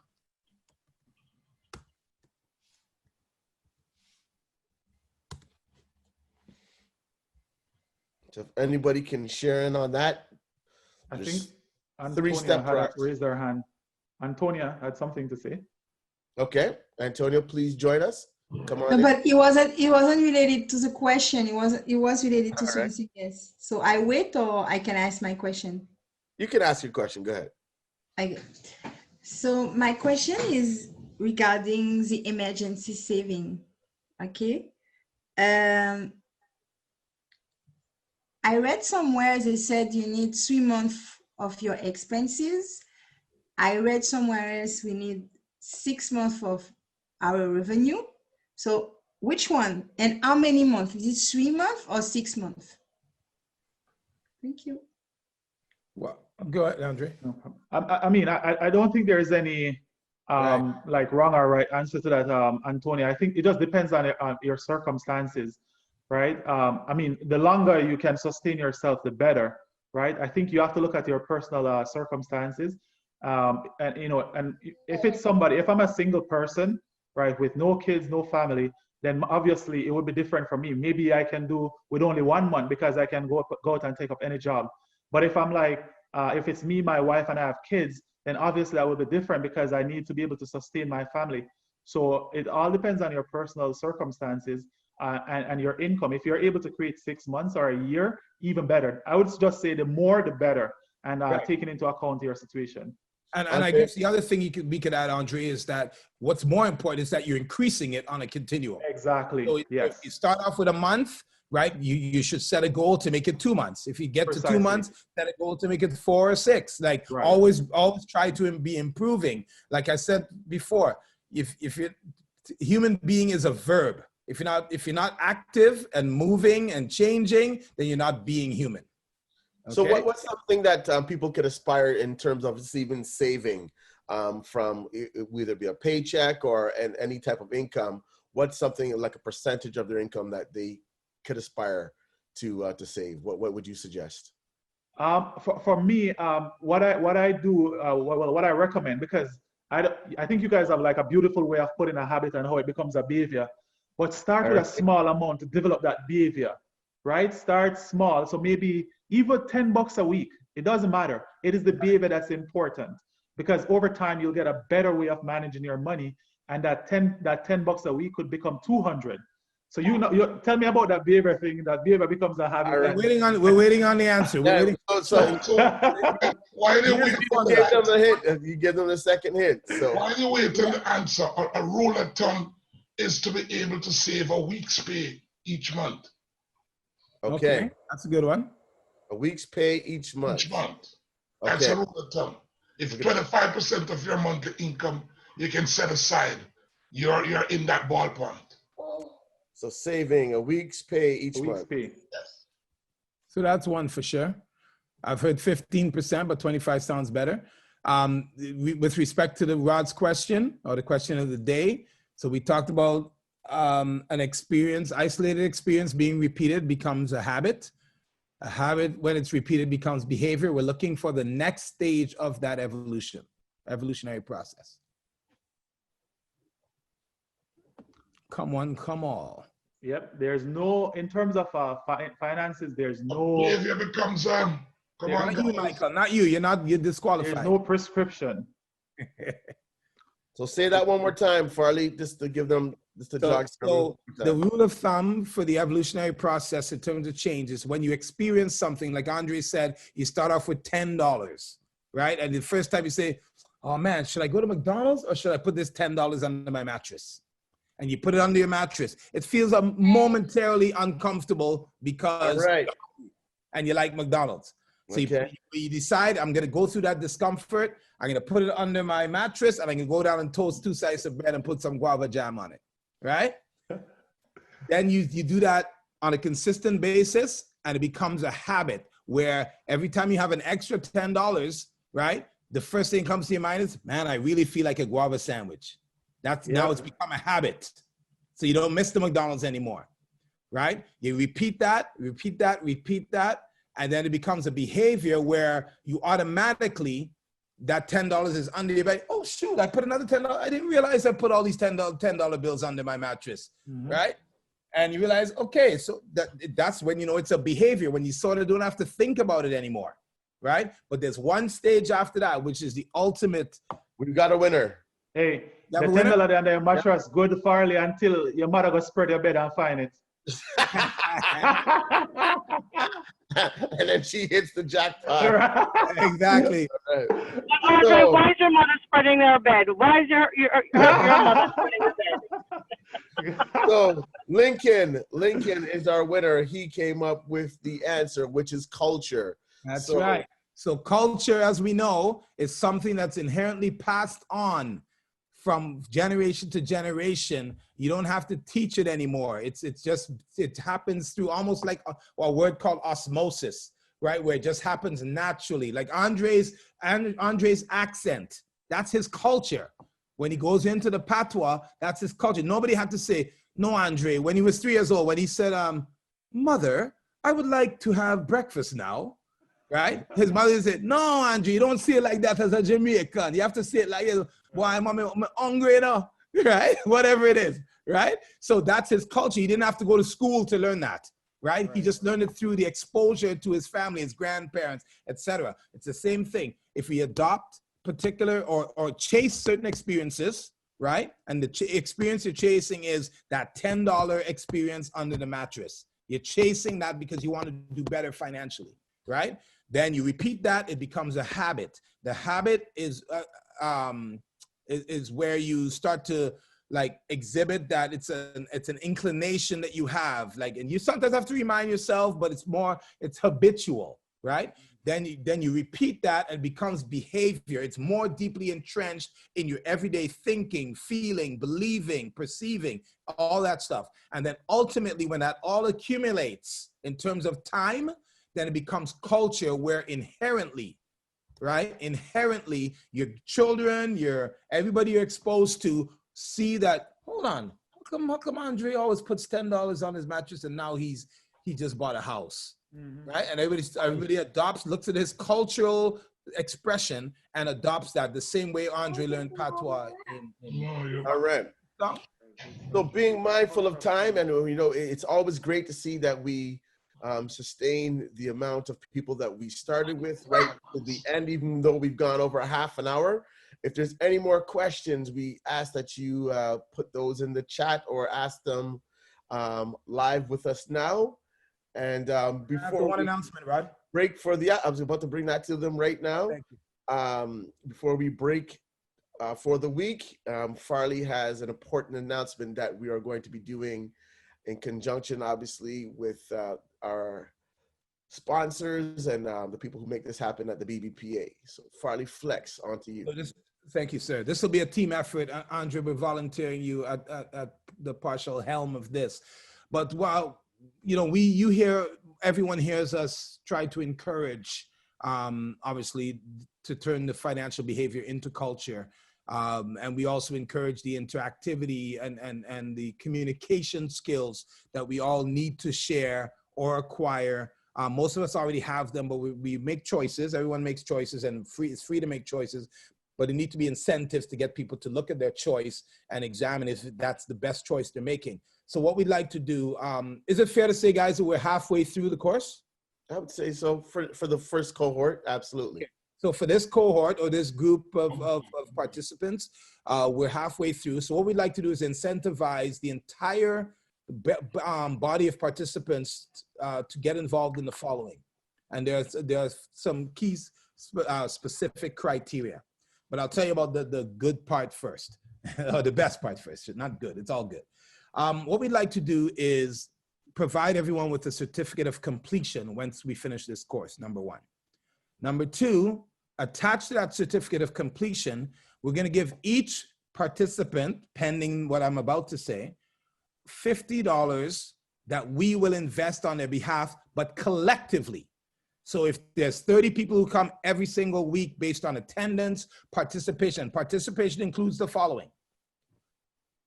Communication in the chat has a certain weight of value. Communication verbally without visual has a certain weight and value. But the greatest weight and value is exhibiting who you are, right? Visually, so we can see who we're speaking with and encourage you to be a little more out in our atmosphere of collaboration, so that we know, we have a visual sense. We're visual people. You guys know the way we dress, the way we walk, the way we do our hair, etc. We're visual people. So we want to encourage that aspect of participation, right? Attendance obviously is going to be key, to the tune of 85% of the next half of sessions. You must attend 85% to qualify. And we're going to put a little caveat in there.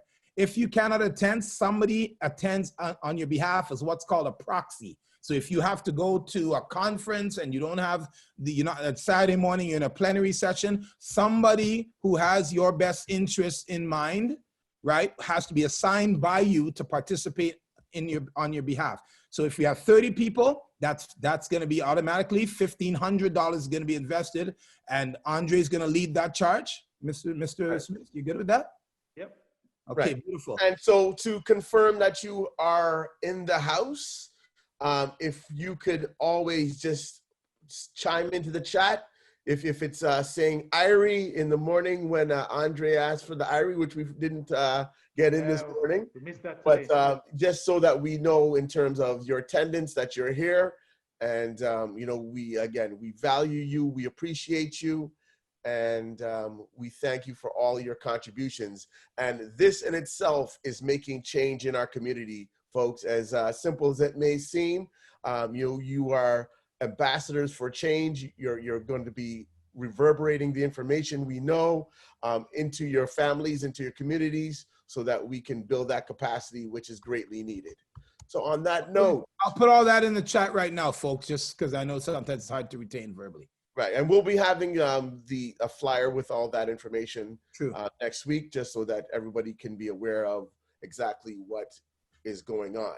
So don't forget, the word of the week is change, and we want to hear how you are investing in your change to be more of a self-sufficient community, wherever you may be located at. And from the chat this morning, we know we have people from Alberta, we have people from Canada, we have people from Ottawa, all over the country that we live in Canada.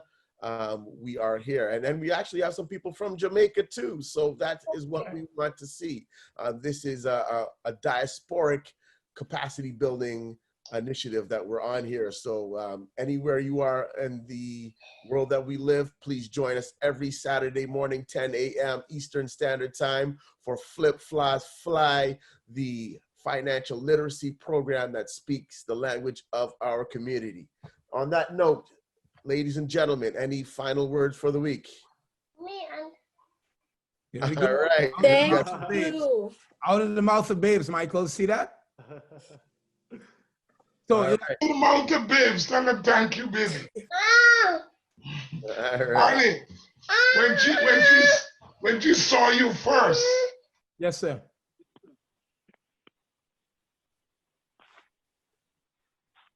Say it again, Michael. I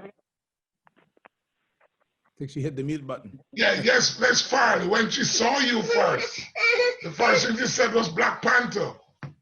Really? Apparently you look like Rosamund. Okay, there you go. There you go. I'll take that. Yeah. As long as we don't kill Margaret right now. I'm vibraniuming as we speak. Yes. As long as we don't kill Margaret. Just say hi. Just say hi. You can't touch them. They're virtual. All right. So, so final words, Andre, any final words? Well, it was a pretty good discussion today. I mean, as usual. In the next sessions, what I want to bring in, or what I will be bringing in, is we're going to talk about a little bit about the business side, right? How to what different types of business, tax impact, how to structure those things, right? Because it is a part of financial literacy, right? And so we want to expand the knowledge, right? So that we're helping our community in every aspect of finance to give them the tools needed to succeed. So I look forward to the discussion, and the next half of what we're going to be talking about is going to be amazing. Again, bring people, bring friends, bring family, and I'd love to see everybody's face next week. I see a lot of faces today, so that's great. I'm looking forward to see more faces. And listen, if you don't come and show your face next week, I'm actually going to walk with a mask. And if you're not showing your face, I'm going to put on the mask. All right? So actually, that's a good point. I'm going to do something for you guys. Next week, I'm going to do Louis Armstrong for you. All right. Sounds good. Beautiful. All right. I have a question. Next week is Bring a Mask Saturday. Come with a mask and everybody participate in the mask. Actually, you know what? I'm gonna throw one more layer on the challenge for the $50 per participant investment. We are collective, okay? So guess what? The overall average, right? So for instance, today when I checked earlier, we had about 50% of the people were showing their faces. We're not gonna look at it individually, we're gonna look at it collectively. So we have to achieve an 80% visual participation in order for the investment to happen. So we all have to encourage each other. So if you're in the chat and I say Jamar, for instance, who you're already showing yourself, but I'm going to use you as an example. Jamar, I want you to encourage someone who is not showing themselves in the private chat to show themselves. You see what I'm saying? So we work as a collective. That's what a collective is, a cooperative. I'm big on cooperative economics. I think it's our way out as Black people, quite frankly. Right? It's something I've been charging ahead with in my own personal life. So if we work cooperatively, and my friend is Rod, and I invite him to to participate in Flip, Floss, and Fly, and he's not showing us yo, brethren, show your face, man. We're trying to get that 80%. You see what I'm saying? Right? Let's work as a cooperative, right? So Mona, people like yourself who are more verbal, Marlene, you know, all the people who are out there, KG, I think it is, and different people who have been a little more verbal, a little more present. You, as ambassadors of Flip, Floss, and Fly, we need you to encourage others who are not yet, unless someone has a specific reason that they can share without intruding on anyone's personal life. This is a private Zoom session. There's no concerns. It's a safe place.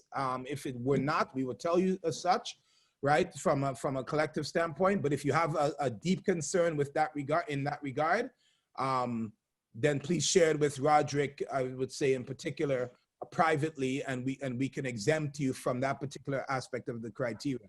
But at the end of the day, right, we need faces in the place. Daniel, Rochelle, Temu, Keisha, Sarah, Isaiah, all of you, Paula, Sarah, Mario, iPhone, C. All right. Good stuff. All of you have to well, not have to, but we're encouraging you for the betterment of all. Because guess what? 1 weak link weakens everybody. So in a cooperative, right? So we have to work collectively and encourage one another to participate. And as I said, with great respect to anyone who has a deep sort of, you know, life-related concern, then please let us know so we don't prod you and probe you every time. But generally speaking, if it's just because your hair not right yet, then you forgot your makeup kit in the car, or your baseball hat is at your brother's house. Like if it's stuff like that, nah, we gotta be a little more intentional about how we participate and encourage each other to do better. Okay, right. That's my sauce. Sticking to it. All right. So on that note, don't forget to tell a friend to join us every Saturday morning, 10 a.m. Eastern Standard Time for Flip, Floss, Fly. And we are going to go out on the theme of money.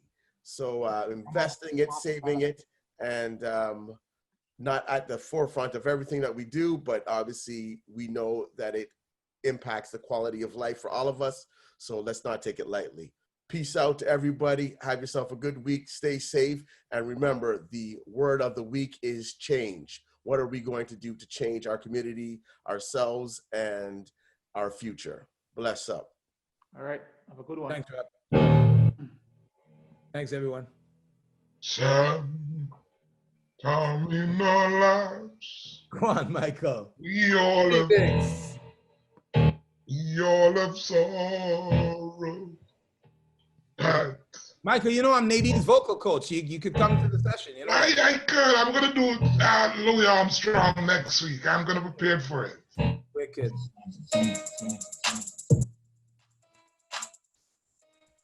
I like to hear the team song, you know, the one that we start with. We didn't do it today, but I love that team song. Nina Simone, feeling good. DJ Rod B. That's it. With the instrumentals.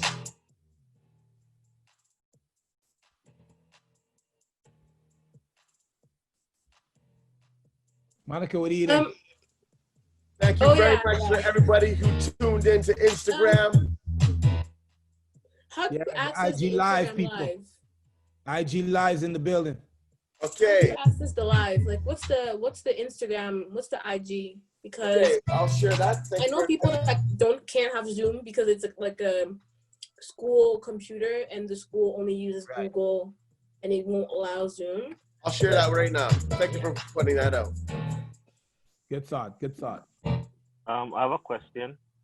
Sure. How do I get the link every week? It's the same link every week, my brother. Same link every week. Same link every week. Oh, okay. Yeah. All right. Thank you very much for your contributions today also. Yeah, man, respect, man. I mean, I love this, and you know, I'm going to be sharing it with all of my other colleagues and friends and everything. It's a party. Bring some friends. How did you hear about it? This is I know somebody who knows Andre. I know some people who know Andre, and I've always been a supporter of Andre. He's an awesome guy, and I've spoken to him directly, and I decided that I wanted to be a part of this. Excellent. This thing every week. In fact, I listened to the session over and over again. All right. Yeah, and I've truly, started to do my own thing in terms of practicing what I've been listening to. So it's a real eye opener for me. No matter how educated you are, no matter how good you think you are, you need to humble up and take the lessons, because as Farley Flex said, it's a collective, right? We all have to play our own part in helping other people. Absolutely. So, I was doing my walk today when I started the streaming. So. Yeah, we saw you. We saw the skies of Brampton when you came on. That's good. That's good. I grew up with he was younger than I was, but a young man. You probably know Leighton Henry, right? Hmm? No. Yeah, I have a young brethren that I grew up with in Malvern. His name's Leighton Henry. Same name, same spelling, same name. Oh, did he have a PhD in math? No, you have brother? No, I'll tell you a story that I went to University of the West Indies, and when they were giving me my email address, they said Leighton Henry was taken. Oh. Leighton Henry 01 was taken, but wow. I can take Leighton Henry 02. I hear that. So I tried to find out who are the other Leighton Henrys, and that person was one of them. Mm-hmm. One who is a math professor, and then there's another one. Yeah. So there's a couple of them. Yeah, man. All right. I had a question. Yes, sir. So my name is Jerome. I'm from Rexdale originally, but I moved out west. I live out in close to Calgary area. Work and everything. But for me, I'm curious around, 'cause I'm a young person, and one of the key things that I think a lot of times we're not learning is going to learning about what the industries are that are higher paying, right? So that you could then fit your skills to that, because not everybody has to go for their passion and their, I look at the job is to set up your life to do the things that you want to do. And there's enough young people out there they're willing to work and do different things, but they don't know where the higher earning jobs are and careers are. So I think there's a piece around that, but then also understanding that there's an opportunity. We live in Canada. You don't have to stay in GTA, you know what I mean? Because you could go to other parts of Canada where lifestyle is even sometimes better, and they're higher income, higher paying jobs. So, I just wanted to just put that in there, and just around, because I don't hear that enough, that Black people can live in Saskatchewan, can live in Alberta, can live in Halifax or wherever to get more opportunity. But my main question was is around how do you get it to the next level, right? Because I think there's a lack of you could go to school, you know what I mean, you could get the higher paying job or whatever, but then, you know, you get stuck in middle management, or you don't get those management jobs when you're in corporate. And then, so how do you then get to buy the second house or the third house or build a business or whatever? So I'm curious around that knowledge, because I think that's another level that we don't talk about. Right. So that's a great point. And okay, go Sorry, go ahead, Rod. Okay. No, I was just going to say that. I was just going to talk about the IPS piece. Right. So one of the things we do is in terms of helping people figure out some of those questions you just asked, and you did touch on the passion piece, but if you know your interests, your personality traits, and your skill sets, right, then you can align those to what we call your GPS, which is your destination, just like the GPS on your phone or in the car. Right. So the key is, when it comes to opportunities, we have to acknowledge and be aware that there's something called anti-Black racism that prevents us from ascending into the upper boardrooms, et cetera. But, right, that informs the importance of us working collaboratively to have our independence in industry. Right, and where the ceiling is only as high as you make it yourself, not somebody else saying, okay, Farley, you're 6'2", your ceiling 6'3", right? So that's the other thing. The other thing is, also, I agree with you. Go ahead. I agree with you 100% that we're transient people. We were taken out of Africa, many of us. Some of us left for refugee status more recently, et cetera, and global travel by choice. But at the end of the day, those of us of Caribbean descent were taken to the Caribbean against our will, right? So our ability to live elsewhere is and Jamaicans, as a Trinidadian, I could say there's not a part of the world I've been to and not run into a Jamaican. And I've traveled extensively, right? So Jamaicans are well-traveled people, Dubai, Panama, Africa, you name it. So at the end of the day, what we need to recognize right now is, to take advantage of an opportunity, you've got to recognize it, right? And that's a quote from a friend of ours. Right. I say that in closing, I say that because right now there's a heightened awareness around Black people and the inequities that we've suffered through, right? And the oppression, et cetera. If you have a skill and the qualifications for something that you perceive to be a better career for you, now is the time to apply.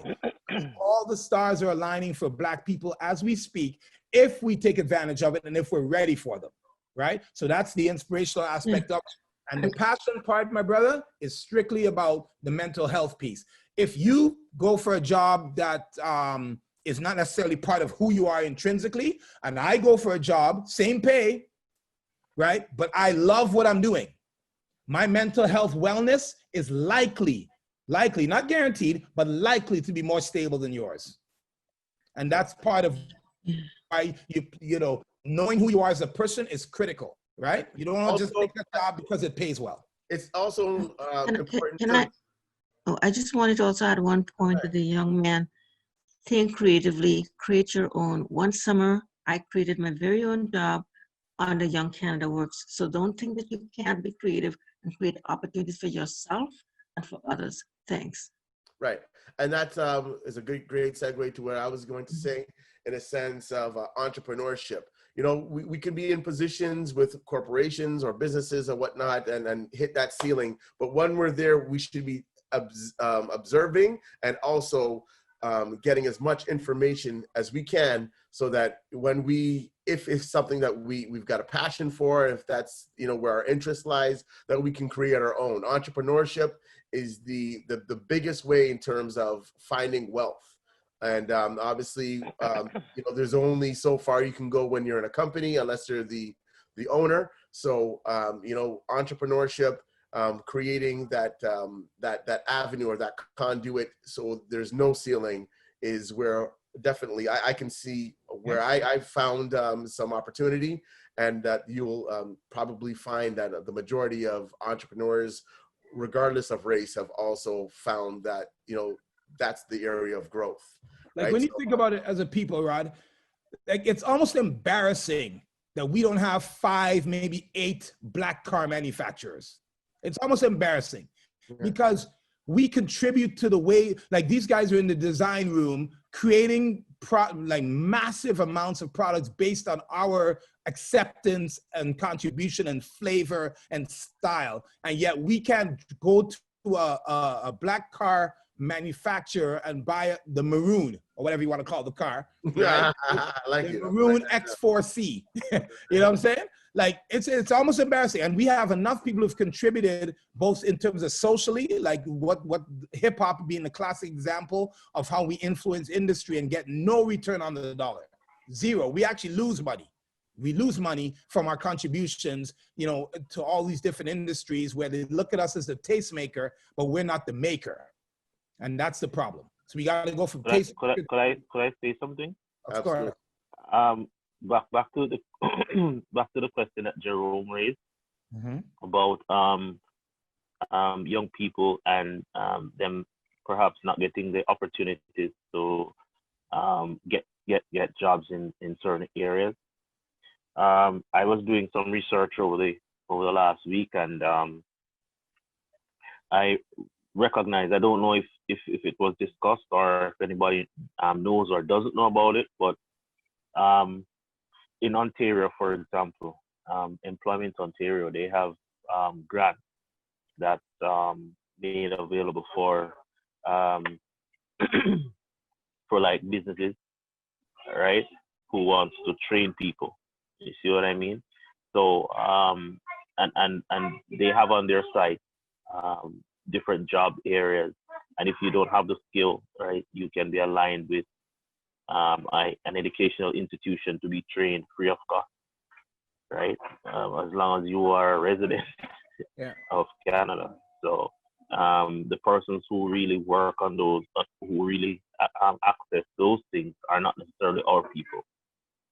Right, exactly. Or yeah, you know, and this is like free, 15-week training, and then you're matched with an employer, and the employer gets paid to take you on as an apprentice. And you know what? You know what I mean? Leighton, that's a great point. And sometimes you'll hear people say, "Oh, I didn't know about it," or they don't market that in the Black community. That's a government site that if we're truly, you know, exercising the hunger, desire, and inspiration to do better, we will search for things, not wait for it to come in our lap. So knowing and not going is unacceptable, right? Once you know, you got to go. Like, that's what I keep saying. Human being is a verb. Being is a verb. Look it up in the dictionary. So if you're not action oriented, you're not being human. Simple as that. Right? True that. Your point's really well taken. There are things out there that are in place for the general public. Those of us who need them more should be trying to get them more. You understand what I'm saying? It's out there, and I'm surprised, you know. And we do have to help some who can't help themselves, don't get me wrong. But those of us who are able-bodied can get on a TTC bus or whatever it is we got to do to get to that Jobs Ontario and all these different things. And nowadays you don't even have to do that. You could do it all online. Right? Yeah. You don't have to be in the Starbucks buying a coffee to use their Wi-Fi. You could just stand outside and use their Wi-Fi. Right. Yeah, and I mean, if it's in Ontario, it would be in the other provinces too, right? It is. It's a federally funded thing. Right. Yeah. But that, again, that just shows the state of change and the openness that we have to have towards going towards our goals and our aspirations and being the change that we want. So, you know, research and changing our habits to create behavior and ultimately culture is what that change is going to entail. Jerome, what kind of work are you doing in Calgary? So I work I'm a public health consultant, and then I started my own business consulting company as well. Beautiful. But I don't think you have answered my questions. But the main question I was trying to ask is, I'm obviously I'm from Jamaica, Clarendon, Milk River, but grew up in Rexdale, and there's a lot of, you know, young people obviously that feel limited in opportunity. Yeah. And then, you know, I went to university and all that, and then afterwards was able to recognize that making $45,000 a year being paid in Brampton and Toronto is not going to work. So I went to Alberta, and then I was able to double my salary. But now it's a point where I built up I have the education, I have a master's degree and a postgrad and all that. You know, white people are not necessarily, they're saying that, hey, Jerome, you're a great team lead, but, you know, we don't want you to be that senior leader because we, you know what I mean? Folks are not necessarily seeing that. So a lot of my young professional friends that have the education, have the experience over 10, 12 years now, we're not getting those next opportunities. So I'm trying to figure out, how do we, either is it that we built our own and we kind of just got to create them, or how do we, and then once we are doing that, how do we then scale our success to the next levels? Because it's really hard to make that next jump. Okay, right. So you've got to create those opportunities, right? Because here's the thing. Your chances might be 2 out of 10. A white person's chances might be 8 out of 10, realistically, right? So if you've got a 2 out of 10 chance, that's a low probability of success. But if I say to you, start your own enterprise as you have as a consultant, now the next thing is to laterally align with other people with complementary expertise as yourself and create a collaborative model.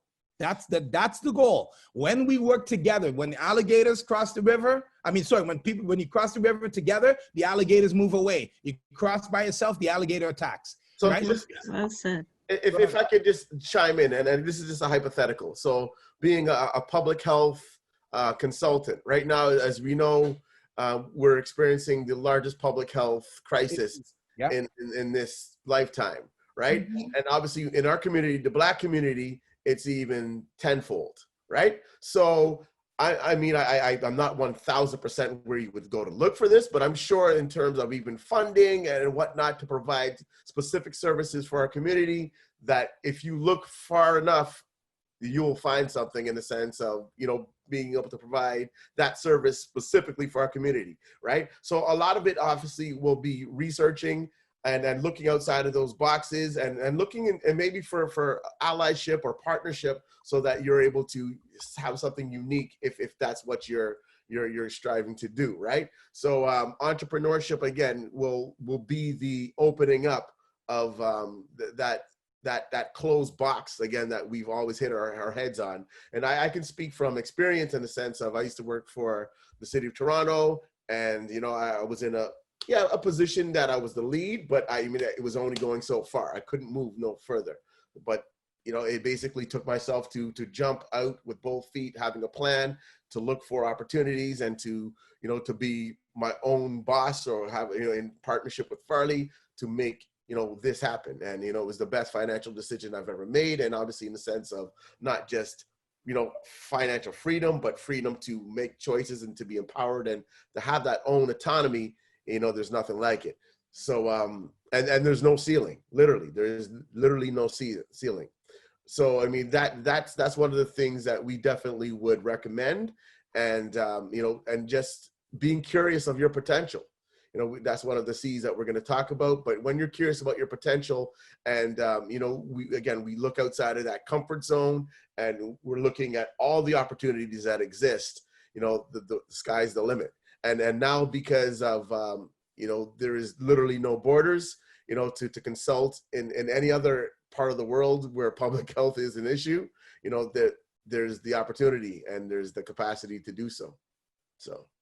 Yeah. When you're curious about your potential, there's everything's possible, literally, right? Everything's possible. And like Rod always says it, there's nothing we're doing right now, from the laptops we're on, to the clothes we're wearing, to the rooms we're in, that wasn't born out of curiosity from someone, right? So at the end of the day, that's where your potential lies. It lies in how curious you are about it. Simple as that. And you know what? Sorry, Jerome, you should send an email, and I'll share it in the chat, to the BBPA, in the sense that I don't know if you've heard, obviously, the announcement from the Prime Minister recently, but the BBPA was an integral part of making that happen. And just in the sense of some of the networking opportunities and some of the spaces that may exist that I may not be aware of, maybe somebody from the board or somebody who is a partner of the BBPA might be able to even give you some more insight on that. Because no, I appreciate that. I just kind of think of the quote, by Peter Mansbridge, Canadians are not good at creating their own heroes and sheroes, right? Americans are really good at that. Europeans are really good at that, right? And so I kind of think about, if you've never seen a Black health consultant before, it's not going to be easy to them to try to become that, or, And so it's figuring out different ways of how do we also put a spotlight and also, talk about our stories of folks that are doing well, because I know we hear of the stuff that we're not doing. And I think that mentorship spotlight piece that you guys are both highlighting around, the purpose component. Like for me, it's like, I'm trying to get, how do I reduce my taxes through, through my business? And how do I get from 3 properties to 5 properties and start supporting my family in a bigger and deeper way? But there's not a lot of conversations around, how do we really grow wealth? And how do we really grow our business? We're trying to build financial literacy and find purpose and get employment and all that type of stuff. But I think there's an opportunity too of how do we become job creators as Black entrepreneurs? Absolutely. That I think is missing. And that's kind of what I really want to know is how do we get there to be more, job creators, Black job creators, and to take your business from $1 million business to a 10 million, $200 million business, right? So well, yeah, I'll send an email and go from there. Right, absolutely, and I think just you're right on the money, literally. You got that pun, but the funding that the government just announced is exactly specifically for that also, right? In terms of scaling, there's several businesses that the BBPA is in conversation with or has a relationship with that has that problem of hitting that ceiling in terms of scaling. So whether it be having the capital to expand your business or just basically to have that knowledge, and that's one of the primary functions of the BBPA in a sense of helping people to move to that next level. So I think some of the board members who are very well versed on this can definitely expand this conversation with you too. So awesome, thank you both. So I'll share that email address in the chat for the people who are. I sent you a couple of notes in the chat too, Joe. Awesome, thanks. All right, I got to bounce personally, but all right, guys and girls, ladies and gentlemen, pleasure. boys and girls. It's been a pleasure to be here this weekend. Come on, take care. All right. What was that last comment? Sorry. No, I was saying take care. Oh, I thought I heard a female voice say something. Yeah. All right. Okay, guys. Have a great On that weekend. note, everybody have a blessed day. And Go Lakers. all right. Yes. Without a doubt. Jerome. Don't stop it yet. I'm just trying to get the emails that folks sent. Yeah, man. No problem. Yeah, man. But yes, Farley. How young are you, if I may ask? I just turned 33. Okay. Cool. Yeah. And we're actually, on another note, we're having another BBPA initiative. We're going to be doing something called Mentor Me. It's actually an initiative that we're doing with Say It Loud Canada, who Farley and I represent Say It Loud Canada and also the BBPA. But it's going to be an opportunity for people like yourself who've got knowledge and who can inspire other young people who may want to be that public health, guru in some sense or fashion. So definitely connect me with that. Like I'm connected in Alberta, like since I moved here, because I was well connected in Toronto. Like I went to Ryerson. I graduated from Emory, went to Ryerson for my bachelor's in psychology and business. Then I went to my master's at York. Then I moved out here, did a post-grad out here as well in innovation, design and leadership. So for me, like I'm well educated. I'm in that, I'm a team lead, I make over 6 figures, all that type of stuff. But I just realized that at the end of the day, like health is my trade.